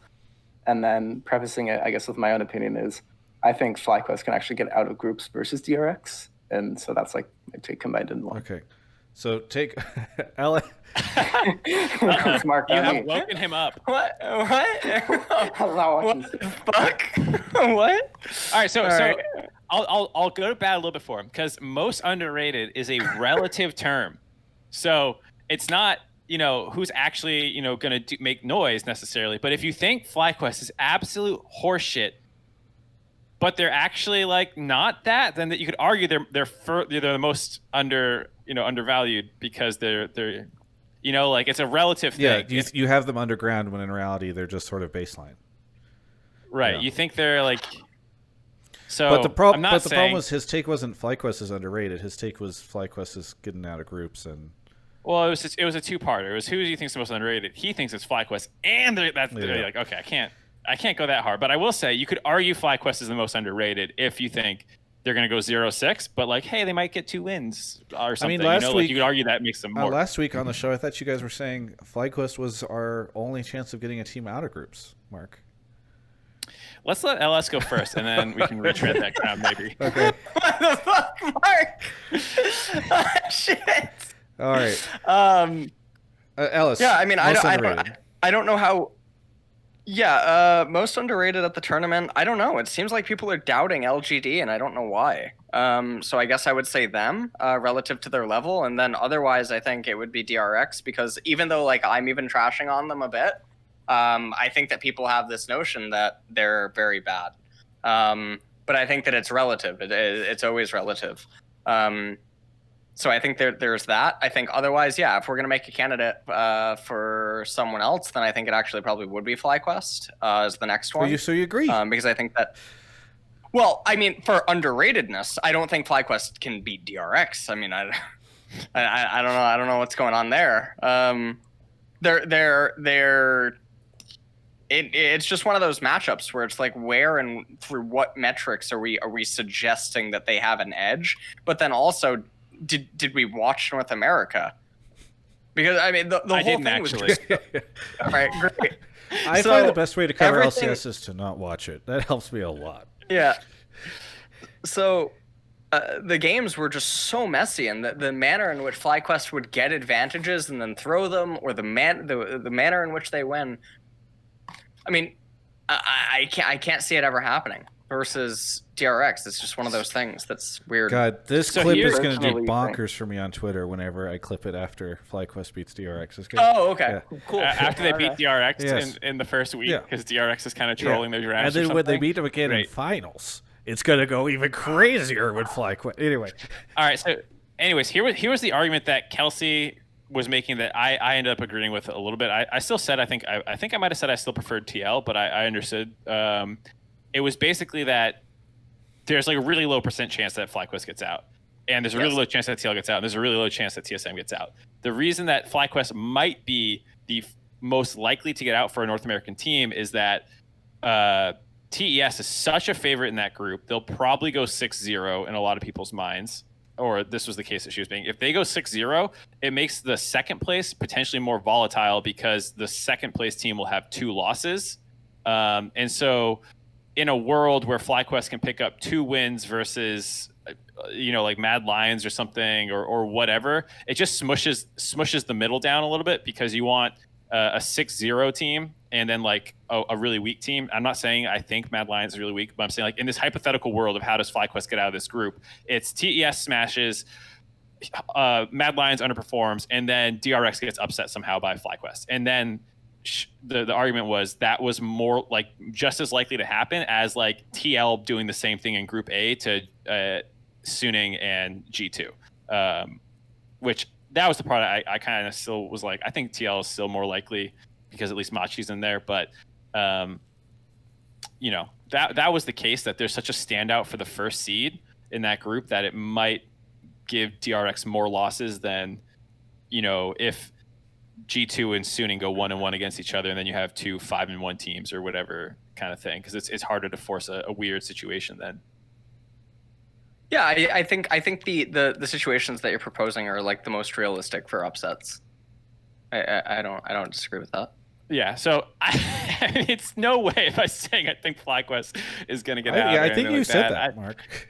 No, I don't think I said that. I said Nothing of the sort. I said, and I also said that these situations are just as likely to apply to like Mad Lions as well. Like I don't think FlyQuest is necessarily better than Mad Lions either. I have huge problems with how North American teams approach the game and how slow they are, and how they don't take any fights in laning phase. And after Dragon goes down, is 5 minutes of farming, and Noah makes small. All right, again, we're trying to avoid the weirdest thing. About the weirdest thing about FlyQuest DRX is the dynamic of like Power of Evil versus Chovy. When you think about what that ends up meaning, it's not good. You have someone that's playing all control mages, right? That need time, and DRX's strongest player is thus just granted freedom, or able to likewise just get free time. Like that doesn't feel very good. Like if we go back a year and we look at like Dom1 versus G2 or whatnot, if you have champions that just push and run around and start disrupting side lanes and things like that, then yes, you can offset the the Grand Canyon that's present in mid lane that is Power of Evil versus Chovy. But when you're handshaking into Chovy and you play these champions at a worse level than the LCK mid laners who he's used to lane kingdoming, then I don't know. I don't know what we're expecting. All right, I'm going to take you back to iAM San Jose 2015, 2016. Fuck? Where North America, North America had a really intimidating all-star mid laner named Bjergsen. Okay. And then there was like this wonky team called Unicorns of Love, and they it's like, oh, these guys aren't going to be able to beat TSM, and Power of Evil, against all odds, shows up against Bjergsen, and begins a long-standing history of having that man's number. So what I'm saying is, not only never forget kick his TM. Not only will PoE. He can do the same thing here, but he can create a long-standing history of beating Chovy the same way he did with Bjergsen. There's a precedent. That's all I'm saying. Anyway, caller, before Ellis responds, I just want to say thank you so much. What do you want to talk about, or what do you want to shout out before we move on to the next caller? I wanted to give 2 shout-outs. One was to LS. I think he adds so much to the community, and he just works his ass off super hard. So all respect to him. And then my second shout-out is FlyQuest, because despite all these very, very probably true arguments and the fact that FlyQuest has a very good chance to go on 6, I still believe that Power of Evil and Ignar can pull off the magic they did a couple years ago. Well, thank you so much for the call. Looking forward to seeing NA crush it. Anyway, catch you later. All right. We're going to do one more caller, then we'll take a quick break. Let's see. Where are we on the sub shoutouts? Kyle008. Good to see you again. 32 months at tier 2. Thank you. The Slatherpuss. 13 months. Shiny Bisharp. And Killer of Heroes. And looks like we should have Mark back any second. Again, stick around after the show, because I'm going to be debuting a hype video collab thing that I've been working on. Oh. Yeah. I mean, Ellis, you want to watch it because it's positive towards the night. But Wafflefoot is here. Wafflefoot, where are you calling from? I'm calling from Dallas, Texas, at least for a little bit longer. Oh, okay. Well, you're in an airport? No. What's the time frame of a little bit? Within the next month, I'm going to be moving to LA most likely. Oh, okay. It's a great place. Though I will say, it's on fire. Taxes. Well, anyway. What do you want? The ping is great. Yeah. What do you? God. Well, I don't know if it's sushi is amazing. Let's just keep saying random things about LA. Wafflefoot, what do you want to talk about on the show? Tonight, I had a question for LS specifically. I wanted to know from his perspective, what has Korea's transition been like while they've been slowly transforming from playing the quote perfect game to playing a more aggressive Chinese style. From your perspective, how has that transformation been? By the way, hype train in the chat. That's all I'm going to say. Yeah, and I'd even throw in the extra context of like the bottom out that kind of happened in 2018 when LCK just kind of boomed. And like, what was it like being on kind of the ground floor a little bit of the LCK scene during that time? What? Wait, what? Wait, what? He was saying, you know, like, what was it like, you know, for LCK to yeah, kind I of... know that. Ellis, What was your chain? Ellis doesn't remember. Oh, I was saying also 2018. He's he purged blacked out that from his 2018. brain. He's like, I don't understand. Worlds, we didn't have that. You know, when Gen G went 1-5, we didn't have that in all 2018. these terrible things happened. They lost. Afrika got absolutely bodied by Sneaky's Lucian. Remember that? Okay. All right. The darkest timeline for LCK. Okay. Jesus. All right. So I don't think Korea's. I mean, all right. So first off, the perfect game thing. I mean, I assume this is like aimed at me because people assume that I claim that there's like a perfect or ideal way to play the game. I mean, that's not true. If you freeze frame games, professional players should be able to agree upon you know, various different options that exist, some of which clearly being better than others.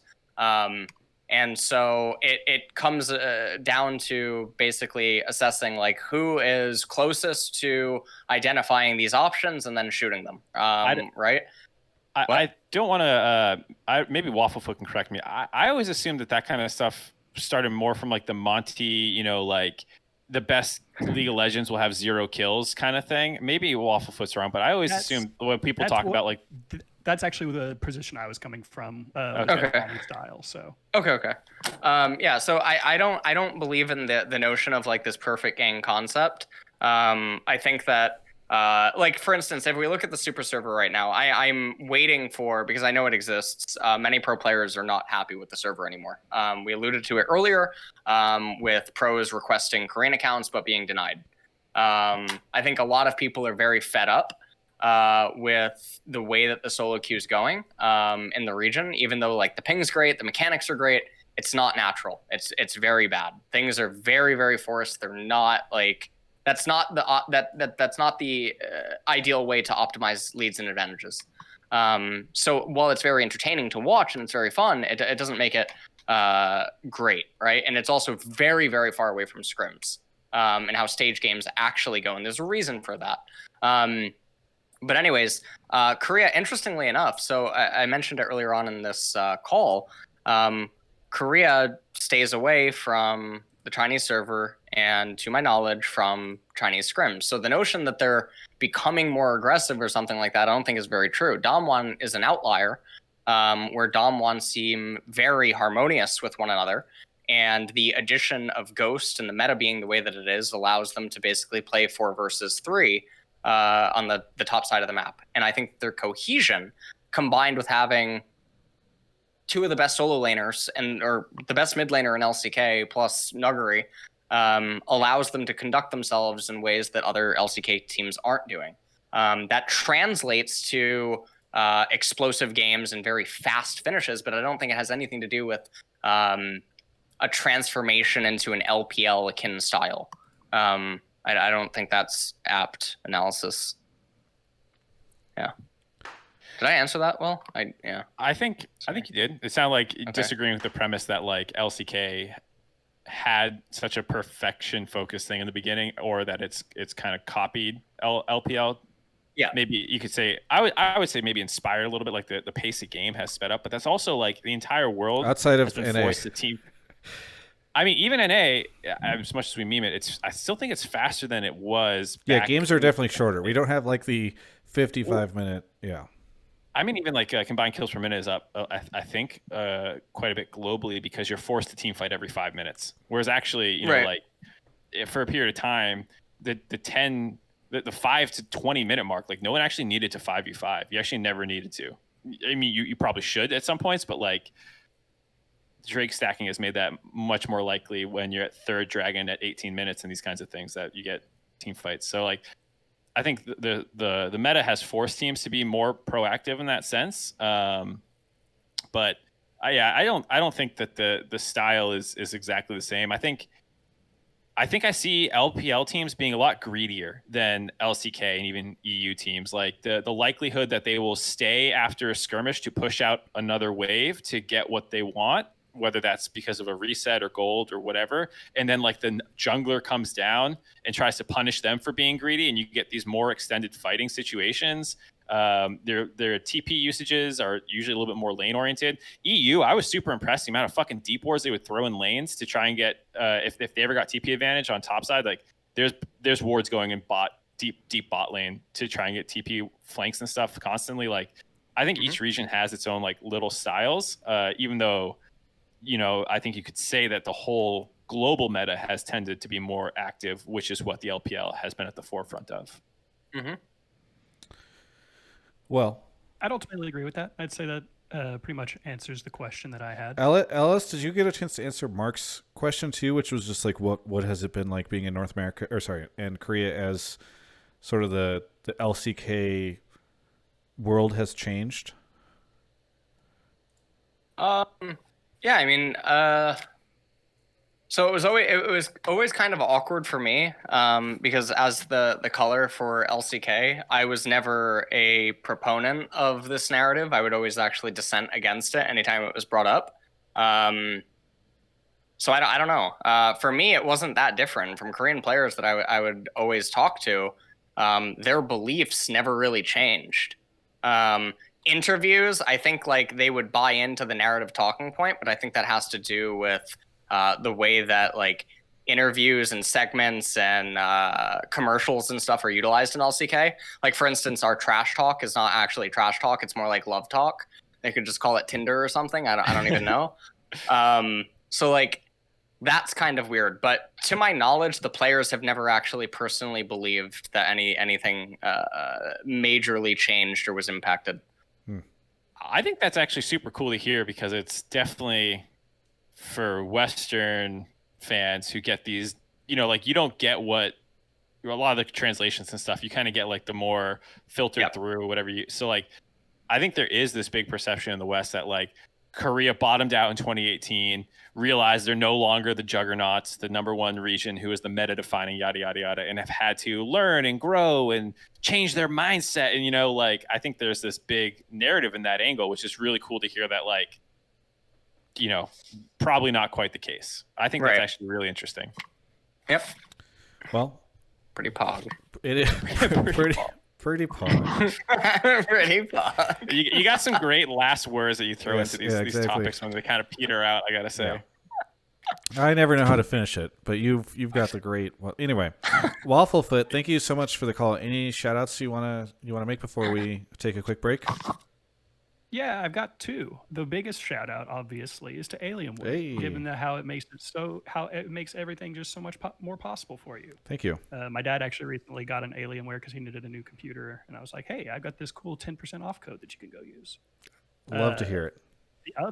The other shout out is actually over to Team Liquid for Liquid Plus. I got my invite today, and I'm actually pretty surprised by the platform, and I'm really enjoying it as a fan. So nice. LS looks tilted by this shout out. Ellis has said Ellis this is honestly ridiculous. Because this is actually. what the thing is.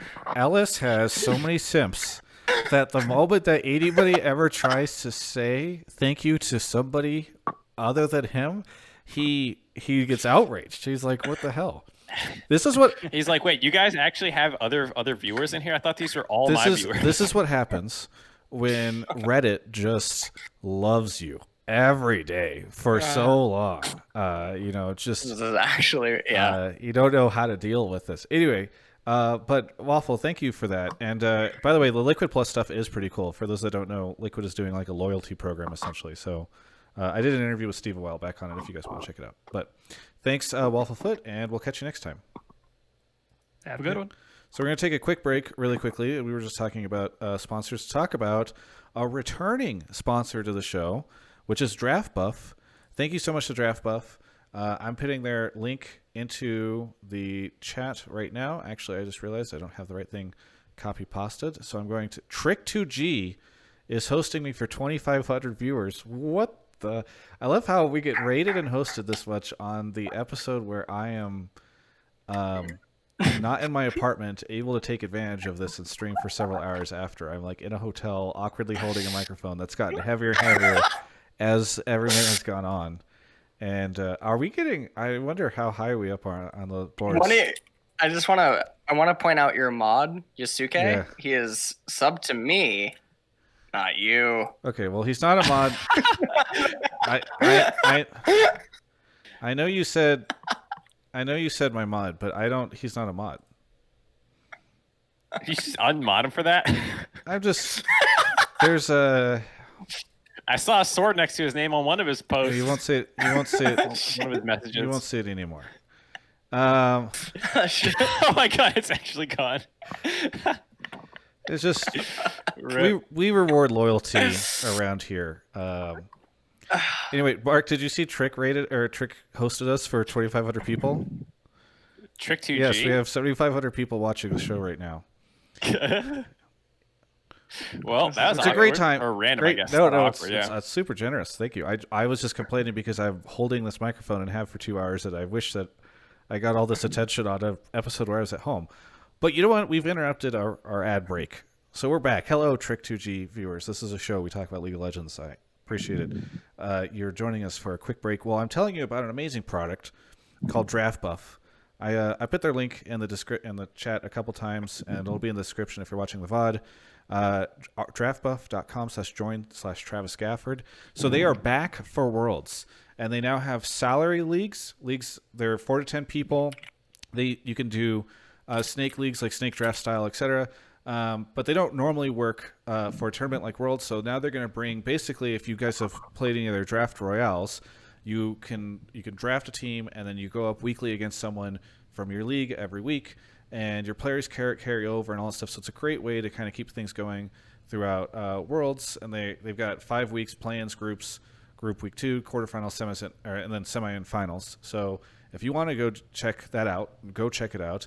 They also have draft royales, which are right now you can join one just for play-ins. Which if you've done that in the summer split, it's a really easy way to just create a quick team, not a long-term commitment, play with a bunch of different people. We do, like, I have a draft royale that you can join up in if you want to compete against me and a bunch of other Hotline League viewers, and maybe now LS viewers and Trick 2G viewers. Maybe they'll join up. And then we also have bracket royales. They've got brackets and pick'ems. And so basically, if you're familiar with pick'em, you can go and you can basically guess on who's going to win each play-in match after the play-ins. And they're going to do them for groups and then a bracket for the main event. So either way, go check all this stuff out. There's a big page, draftbuff.com/join/Travis Gafford. There's a link in the description, and I'm also putting that into Twitch chat right now. You can see what they offer. Really great to have them back. We really enjoyed working with them this summer, and can't wait to do some more stuff with them. And again, like, we've got some cool Travis Gafford stuff going over there if you want to join a draft royale and all that stuff. It's going to be built out as things go on. We also have the playing bracket, so go check that out. And then I guess they're pulling my tweets, so you can also see my tweets over there, which is very generous of them. So thanks so much, Draftbuff, for sponsoring the show. You ready for the hardest tangent of all time? Yeah. Hey, LS, what do you think about the COD players not wanting to sweat and don't want matchmaking in their unranked play? Were you in that? I thought I saw you in that one of those Twitter threads. Oh my god, I was. Wait, so what? No, I went at the notion that you would never practice or have fun against lower MMR people. Like as a viable means of practicing and like doing other stuff. Right. Yeah. The idea, like, hey, we want to have fun loadouts and just pub stomp people, right? It's like what they want to do, basically. Yeah. Let me read it. If you've never played FPS games, then it makes sense you think this way. So much different than a fighting game. You can casually pick up basketball with people of all skill levels. You can't casually play tennis if the skill level is too different. But I mean, that sentence alone is actually untrue. You can play tennis even if the skill level is dramatically different, because there's still things that you as the player can work on. Now, the opponent's probably not going to get to have a whole lot of fun, or you can actually have the opponent do things that, you know, you're really bad at that doesn't actually require another professional player, right? Like, there's still things that you can do. I don't know. I thought, Yeah, it was just really funny because when I got up for water, I remember that was one of the things that happened this week. I don't remember why it jumped in my head. But something that, by the way, I was going to say during the intro of the show, another tangent since we're doing tangents right now. By the way, we're number 2 on Twitch behind Sneaky. So we just need to get Sneaky to go offline and we'll be number one. Yeah. Yeah, hold on. Let me message her. Let me. Yeah. DDoS him? What are you feeling? If you make it disconnect that guy. Anyway. Remember Jensen? No, Jesus. Well, I mean, we're almost done with the stream, so I hope nobody else raids us because I'm going to feel really bad if I can't keep yelling in this hotel room. It's 11 o'clock at night here. Anyway, no. So kid you not, 5 minutes before the show started, I get a text from Chase that's like, did you authorize this $550 purchase? And I'm like, no. And then I log into my Chase account, and somebody has charged $550 and then $1,100 to another random website. And so I have to. I haven't had a chance to deal with this yet, but that's I 5 minutes before the show, I found out somebody got my credit card number and it's just buying random things. Did you disable your card? Yeah, so I think it's disabled because I replied back to Chase with no, because it's like, say yes if you approve this, if no. And so I think it's hopefully kicked everything off, but I have to, as soon as this is done, and my stream is done, I have to call them and figure that out. All right, well, then I'll stop tangenting and get the next people. No, that's fine. 550. I mean, that's a little bit of I mean, that's a lot of subs. Yeah, you know? Yes, it is. It is a lot of subs. Speaking of a lot of subs, thank you to Yusuke subbed. He says it's my 4 month. So Yusuke trying to get back into the mod club. Kyle, thank you for the 5 gifted subs. Fizz Only Noob, thank you for the prime. The Signal gifted 10 subs. Very nice. Naked Homeless Man. And Penile. I'm not going to say the rest of your name. Those are really good names back to back. Naked. CG Gladiator, Fishtail Split. Anyway, Alpha. Say it again for Mark. Alphabet is here. I'm not going to say it. Alphabet is here. Where are you calling from? Quebec City, Canada. Oh, we had a Montreal caller, and now we've got a Quebec City, Canada caller. What do you want to talk about on the show? So I basically want to make a point that I think only one Chinese team will make it to semifinals unless JDG gets a favorable matchup in quarters, because the other 2 teams don't have good enough laners to compete against all the other teams, mainly LCK. Sorry, so you're saying only one will make it to quarters? Sorry, semis. Yep, and that's TES, obviously, okay. who I think will probably end up winning. And do you think that the other teams will get eliminated in quarters?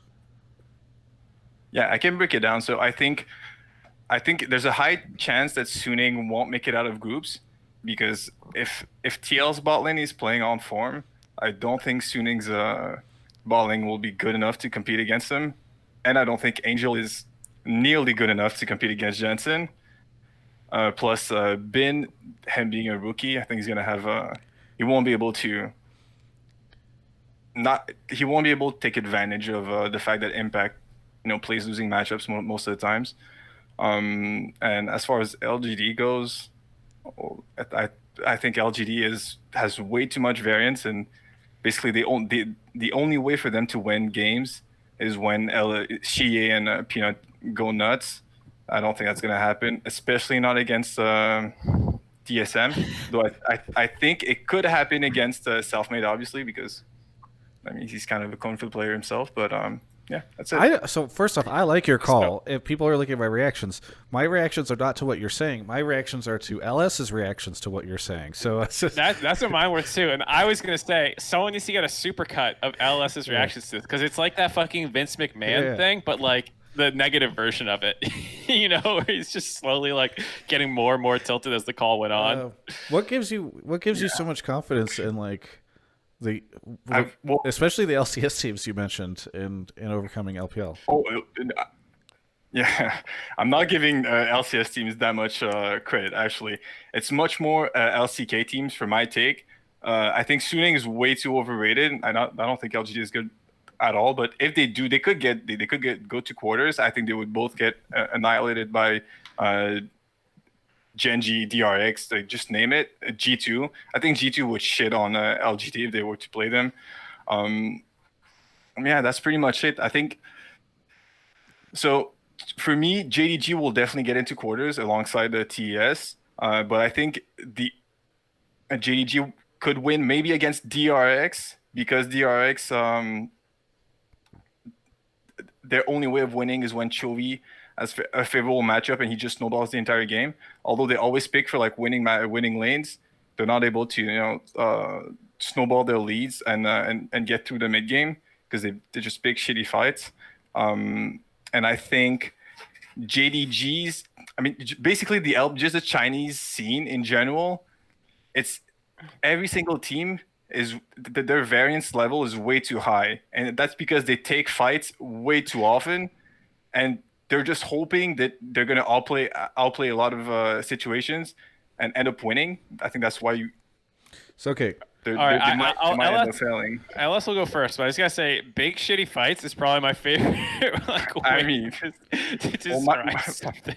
My vocabulary isn't that good. I hope you use that, Mark, in your like when you're on the round table. I'll probably try and sneak it in at some point. Like, that was a big shitty fight. Yeah. All right. So LS, first off, we try to in A not be super toxic to each other. So if you as you explained your side of things, just be gentle. Anyway, what do you think of all this? Because you're rocking back and forth in your chair like you're very upset. Oh, no. I agree with him. Oh, great. Okay. Well, congratulations, caller. Thank you so much. Yeah. All right, caller's done. Let's get out of here. No. So, LS, I know there's a lot to dive in there, but where do you see the flaws in the logic? Dive in. I'm going to get third-degree burns if I dive in. Your road rash. Holy shit. Wait a minute. So, okay, hold on. So you feel like DRX is okay, right? I think they're better than Suning and LGD for sure, 100%. But you made a comment about someone being a rookie and how that matters, but Carry is literally a rookie and so is Pioche. Yeah, so absolutely. I think Chovy's she's getting Link Kingdom, both Angel and Xie. I think she is like a better version of Golden Glue.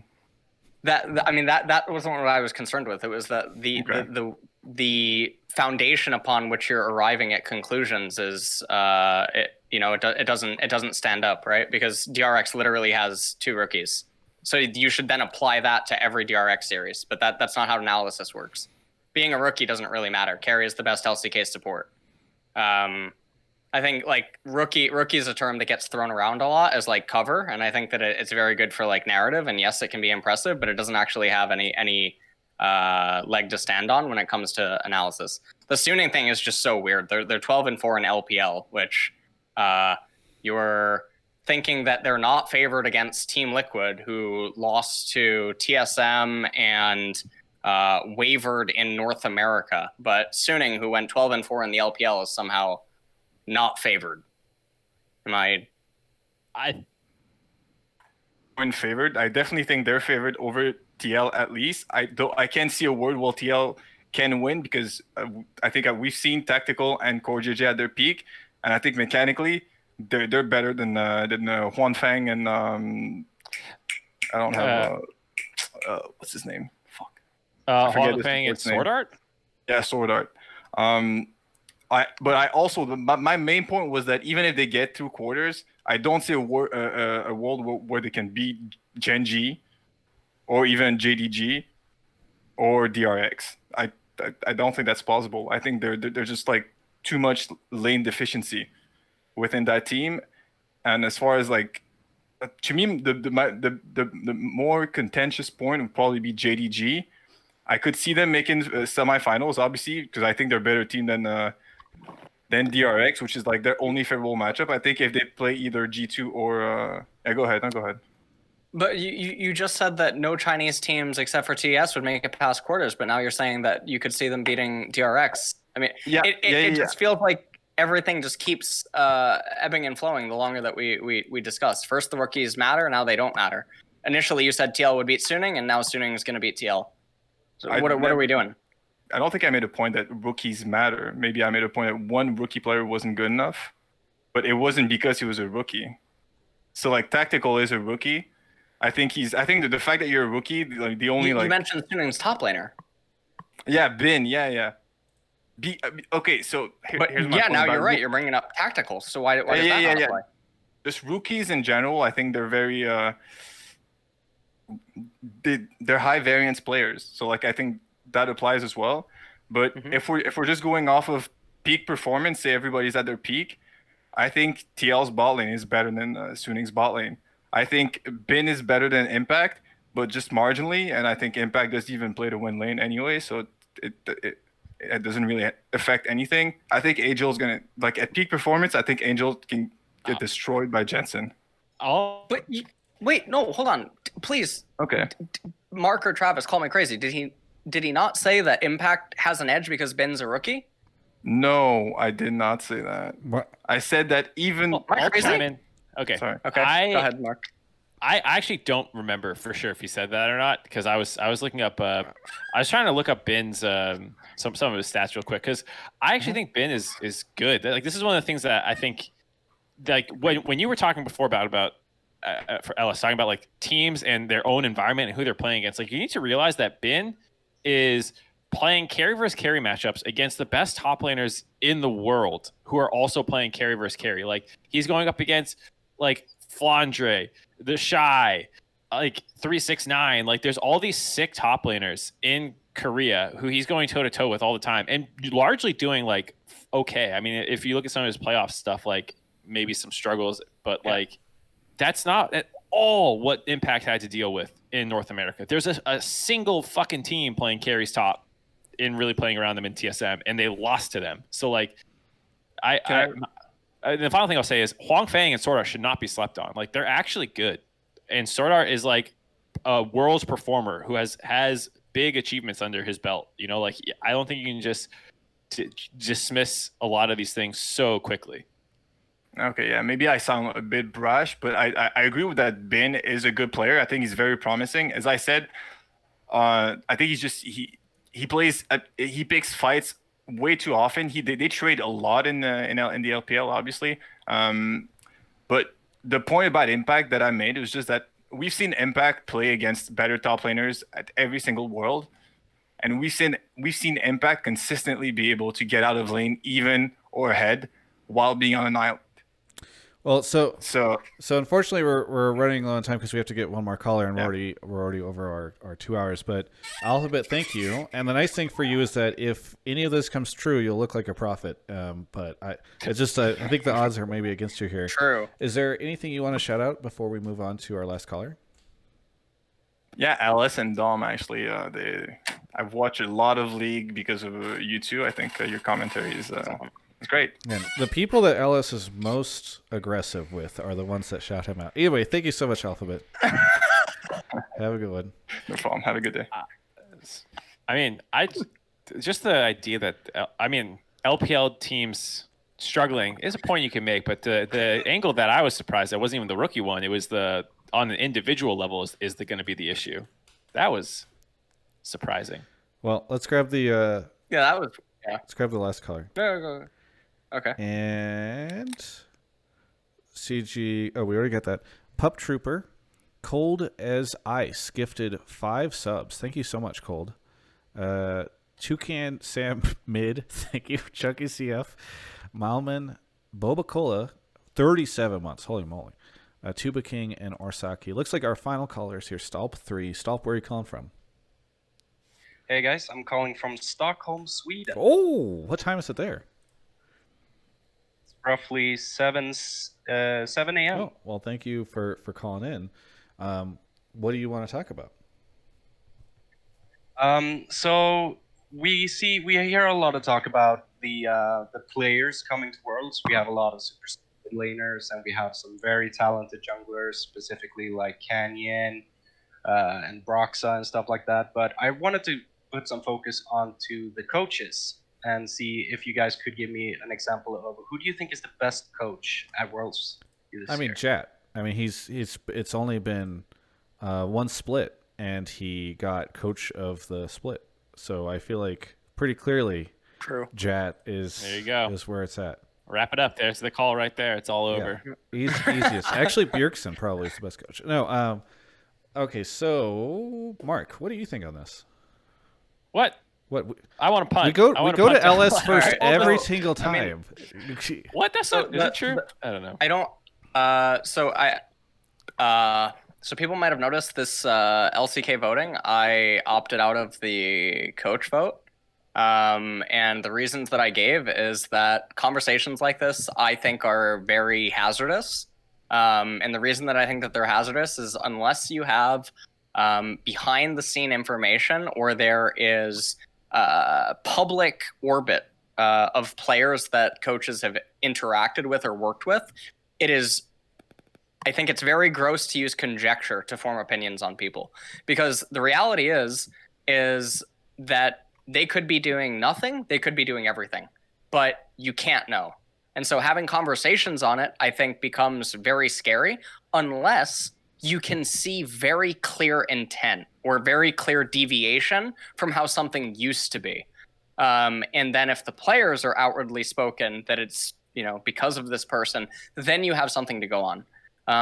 But this is a conversation I don't like to have. I don't like to engage in it. I like to monitor orbit surrounding like coaches and analysts and stuff in order to make conclusions, because all too many times we've just seen very gross things. See, I don't want to like throw people under the bus, but for instance, someone that would be touted as the best coach in the world went to another region and failed to make playoffs, I think, twice. I think you're talking about Coma. Yes. You said you don't want to play, but now, that's who you're talking about. No, I'm not. I'm not trying to throw him under the bus. I'm teasing. Okay. So what I'm trying to make, though, is that we have no idea what goes on. So suddenly, because he fails to make playoffs twice, is he now suddenly a bad coach? Or is it because he has 3 world titles that he's an amazing coach? It sounds like there's a lot more stuff that's going on. Right. Like, I totally I love this point, because, like, it's so easy to have people who didn't agree or didn't want to agree in the past now use this new, like, evidence or whatever. It's like, oh, he was just getting carried by Faker for so long or whatever, and Coma was never good. Or, on the flip side, people might think Como is a god, and therefore his players must suck in the LPL, or they won't listen to him, or some other issue. And you hear a lot of people in the scene talk about how difficult evaluating coaches is. People abstain from votes on these kinds of things, and I think it's real. I liked having this message before Worlds is starting to ramp up. Because Parth, for example, is someone who has been obliterated so many times in Reddit threads and stuff for like problems, and like whether or not he deserves them or not deserves, but like whether or not he's an issue or whatever, however you want to talk about it. Like the amount of criticism he's gotten and the strength of it is insane. The thing I do like about coaches is at least giving the narrative of their accomplishments and like their histories in the scene and these kinds of things. Like those are things I think can still, like, it's probably the most thing you can talk about, unless, like Ellis was saying, it's periphery, like these players really hype this guy up and the players probably aren't bullshitting because they're actually sound excited when they talk about their coach or whatever. But like when you look at the names of some of these coaches, there are some like, oh yeah, Grabs is the most successful Western coach of all time, at least in terms of titles and these kinds of things you could say. CV Max is super well known. Zepha, Hom, like there's a lot of really, really well known, even Freddy 122. Like if you just go through the list, Jat, like I think there are a lot of people who have had successes in places that like I think it is cool to acknowledge, like, hey, you guys remember this guy? He was a former world champion and he's been on these teams and this kind of stuff. But I definitely don't think like you would talk about them like, well, Grabs is going to outdraft CV Max, or like if they do get outdrafted, it's Grabs' fault, or like these kinds of conversations that people often turn to. The crazy thing about the draft discussion is that when you see comments from player streams or the mic checks come out, the coaches are very rarely talking. And I mean, I can say like, so obviously people probably don't read like Invent articles or DC Inside and whatnot. Like Korean coaches do very little input inside of the draft phase. So like the draft thing is the grossest thing that I see actually, like on Reddit and Twitter, where people get blamed for it. Ender, I know, he's obviously he's in some hot water with the champion release thing, but Ender has publicly spoken about his time as a referee and his experience of how little or non-existent coaches' speech would be during draft. So I think this is really weird. I think in terms of impressiveness, I guess you could say maybe CV Max, right? This is 2 years back-to-back Worlds with very different rosters. You know, I mean, I guess you could go off of that as like an objective feat or measurement. I think that's kind of cool. So, I mean, that's my Ellis and Mark, tidbit. you both coached 2 of the most prolific teams in LCS.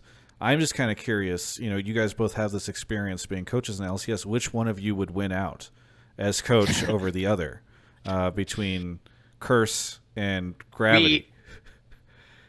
We had a Smash Melee match on Final Destination to determine this. Oh, really? Worlds 2016. Yeah. Is this true? Holy shit, did we? Holy shit, in the backstage at Riot. Is that true? That was good. Wait, that is true. I remember that we were the alt stream, right? Yes. Oh my god, I forgot because Dracos was into it. I think was Pastry there. Yeah. Oh my god. Ganon versus Falco. Yeah. Oh shit, I remember this. Who won? That was good. I don't remember that. Mark Oh, I did. Mark Okay. won. Yeah. This was 2016. I was living with Josh and like Zell. He was a grind lord melee player, and he just beat the shit out of me every night for like weeks on end. So like this is the height of my melee prowess. Probably was like nocturnal grinding melee with Josh. I'm so bad now. And I got my ass like. There's a lot of league players who are actually nuts. It's actually really funny the amount of like league players like who are borderline pros at Smash. Mark used to be a coach. We talk about that sometimes, and like I know that Mark has little to no interest in ever going back, even though he's said publicly he's gotten a bunch of offers. Ellis, there was a Reddit thread recently. Okay. No. Yeah, you know, it's just so hard turning down all those. Well, no, but there was a Reddit thread for LS too, where I think LS, you had said you got a bunch of offers, right, from different regions. Yeah, I had 4 from NA, 2 from Europe, 1 from China, and then I had 2 from Korea. Okay, so I guess my question is, like, because this comes up so often, is there any world where you ever go back to coaching, or are you just like rolling in the stacks, flipping your cards with your sunglasses on, and you're like, why would I ever go back to that? Because I kind of feel like that's how Mark feels. So, like, chat is so weird. I don't know where this whole T1 thing actually comes from, by the way. It's so strange. But so for coaching, I think it doesn't make sense because I feel like I've now entered into the Apto territory, where if, like, hypothetically, if Apto would play, right, there's only winning. There's nothing else. Otherwise, it's very damaging. And I understand that. I understand that my stream is enormous right now. My Patreon, everything I'm doing, I actively coach lots of pro players like off stream, which I would not be able to do if I'm on a pro team. And I think I would lose that. I would lose the ability to openly talk about items. I would lose the ability to openly, you know, do these co-streams with pro player guests and like do all of that stuff. And so I don't, you know, it's really hard to imagine what sort of stars would have to align in order for me to be willing to go back and coach, if that makes sense. Yeah, I think that 100% makes sense. Like, people will, I don't know. It's like you have all these things going well for you. You have to give all that up for like this minimal upside situation where like I doubt the financials of a coaching offer are even, you know, better than, like, let alone like someone one of the teams matched what my income was from everything. That was one of the offers. God damn, that must have been. They calculated. Sorry, what was the number? Calculated. Did you say that?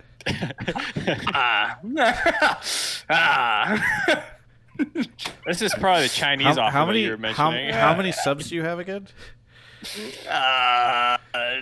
Oh no, today is my doomsday, Travis. Why do you remind me? I got to bring you down to I think today is my doomsday.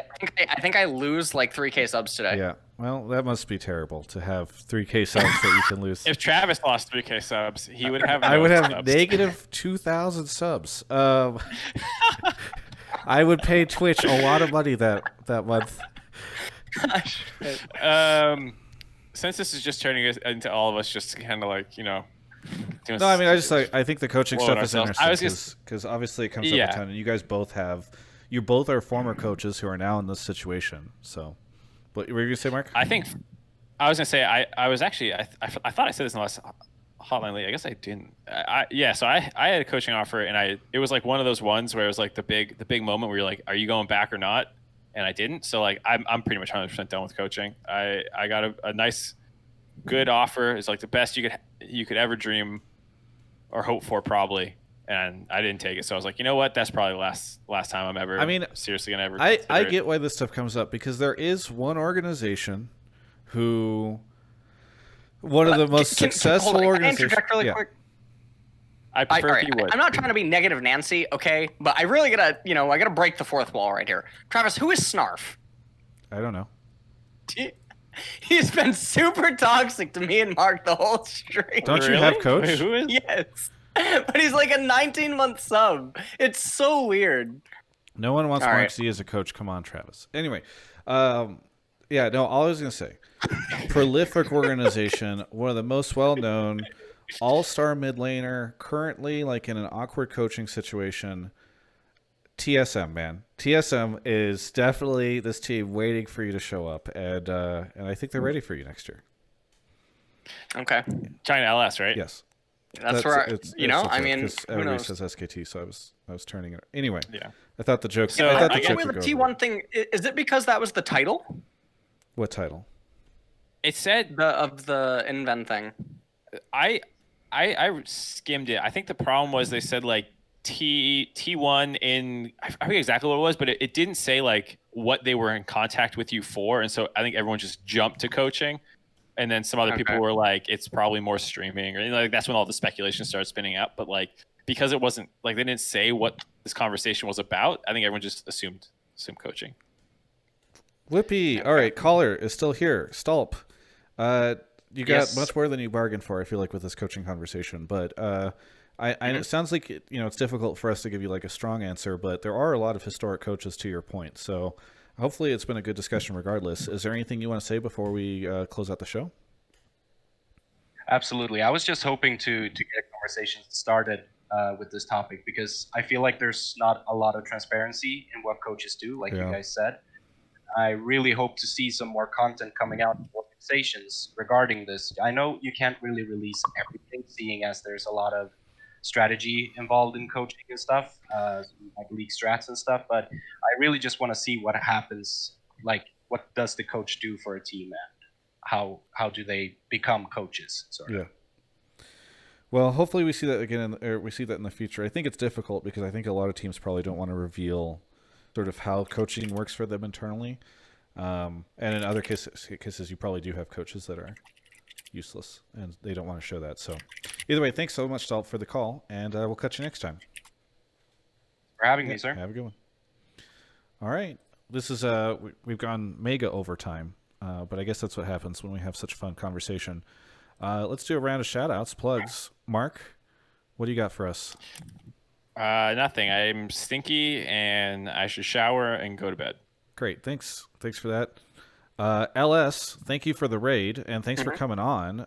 You do. This was a super fun episode. You do about 500 different things. So what are all of them that you want to shout out?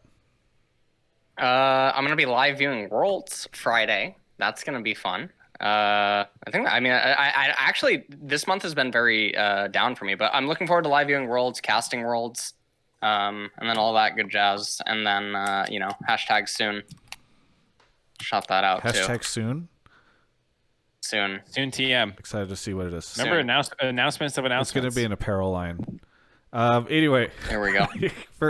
for me, everyone, you can. There's a ton of stuff coming out. So one, stick around after the stream. We're going to do like a 1-minute bounty, and then I'm going to show you guys this really cool collab that I did with Silvix. I think I'm saying his name correctly. Hopefully he is still awake because he's East Coast. But you guys might know him from his like big exciting Worlds videos, where he hypes up Worlds a ton. We collabed on something as well as Medic, so it's kind of a cool collab. It's gonna air if you're watching or listening to this. It should already be up on. Medic's in the chat. It makes sense. Honestly, it's Yeah. No, why would anybody watch this anyway? And if you're listening to the VOD or the podcast, then go find it. Should be on my YouTube and Twitter. We got some other cool stuff coming out, including another episode Run It, and then of course I'll be covering Worlds. So stick around for all that stuff over this week. And thanks everyone for watching. This has been Hotline League episode 141.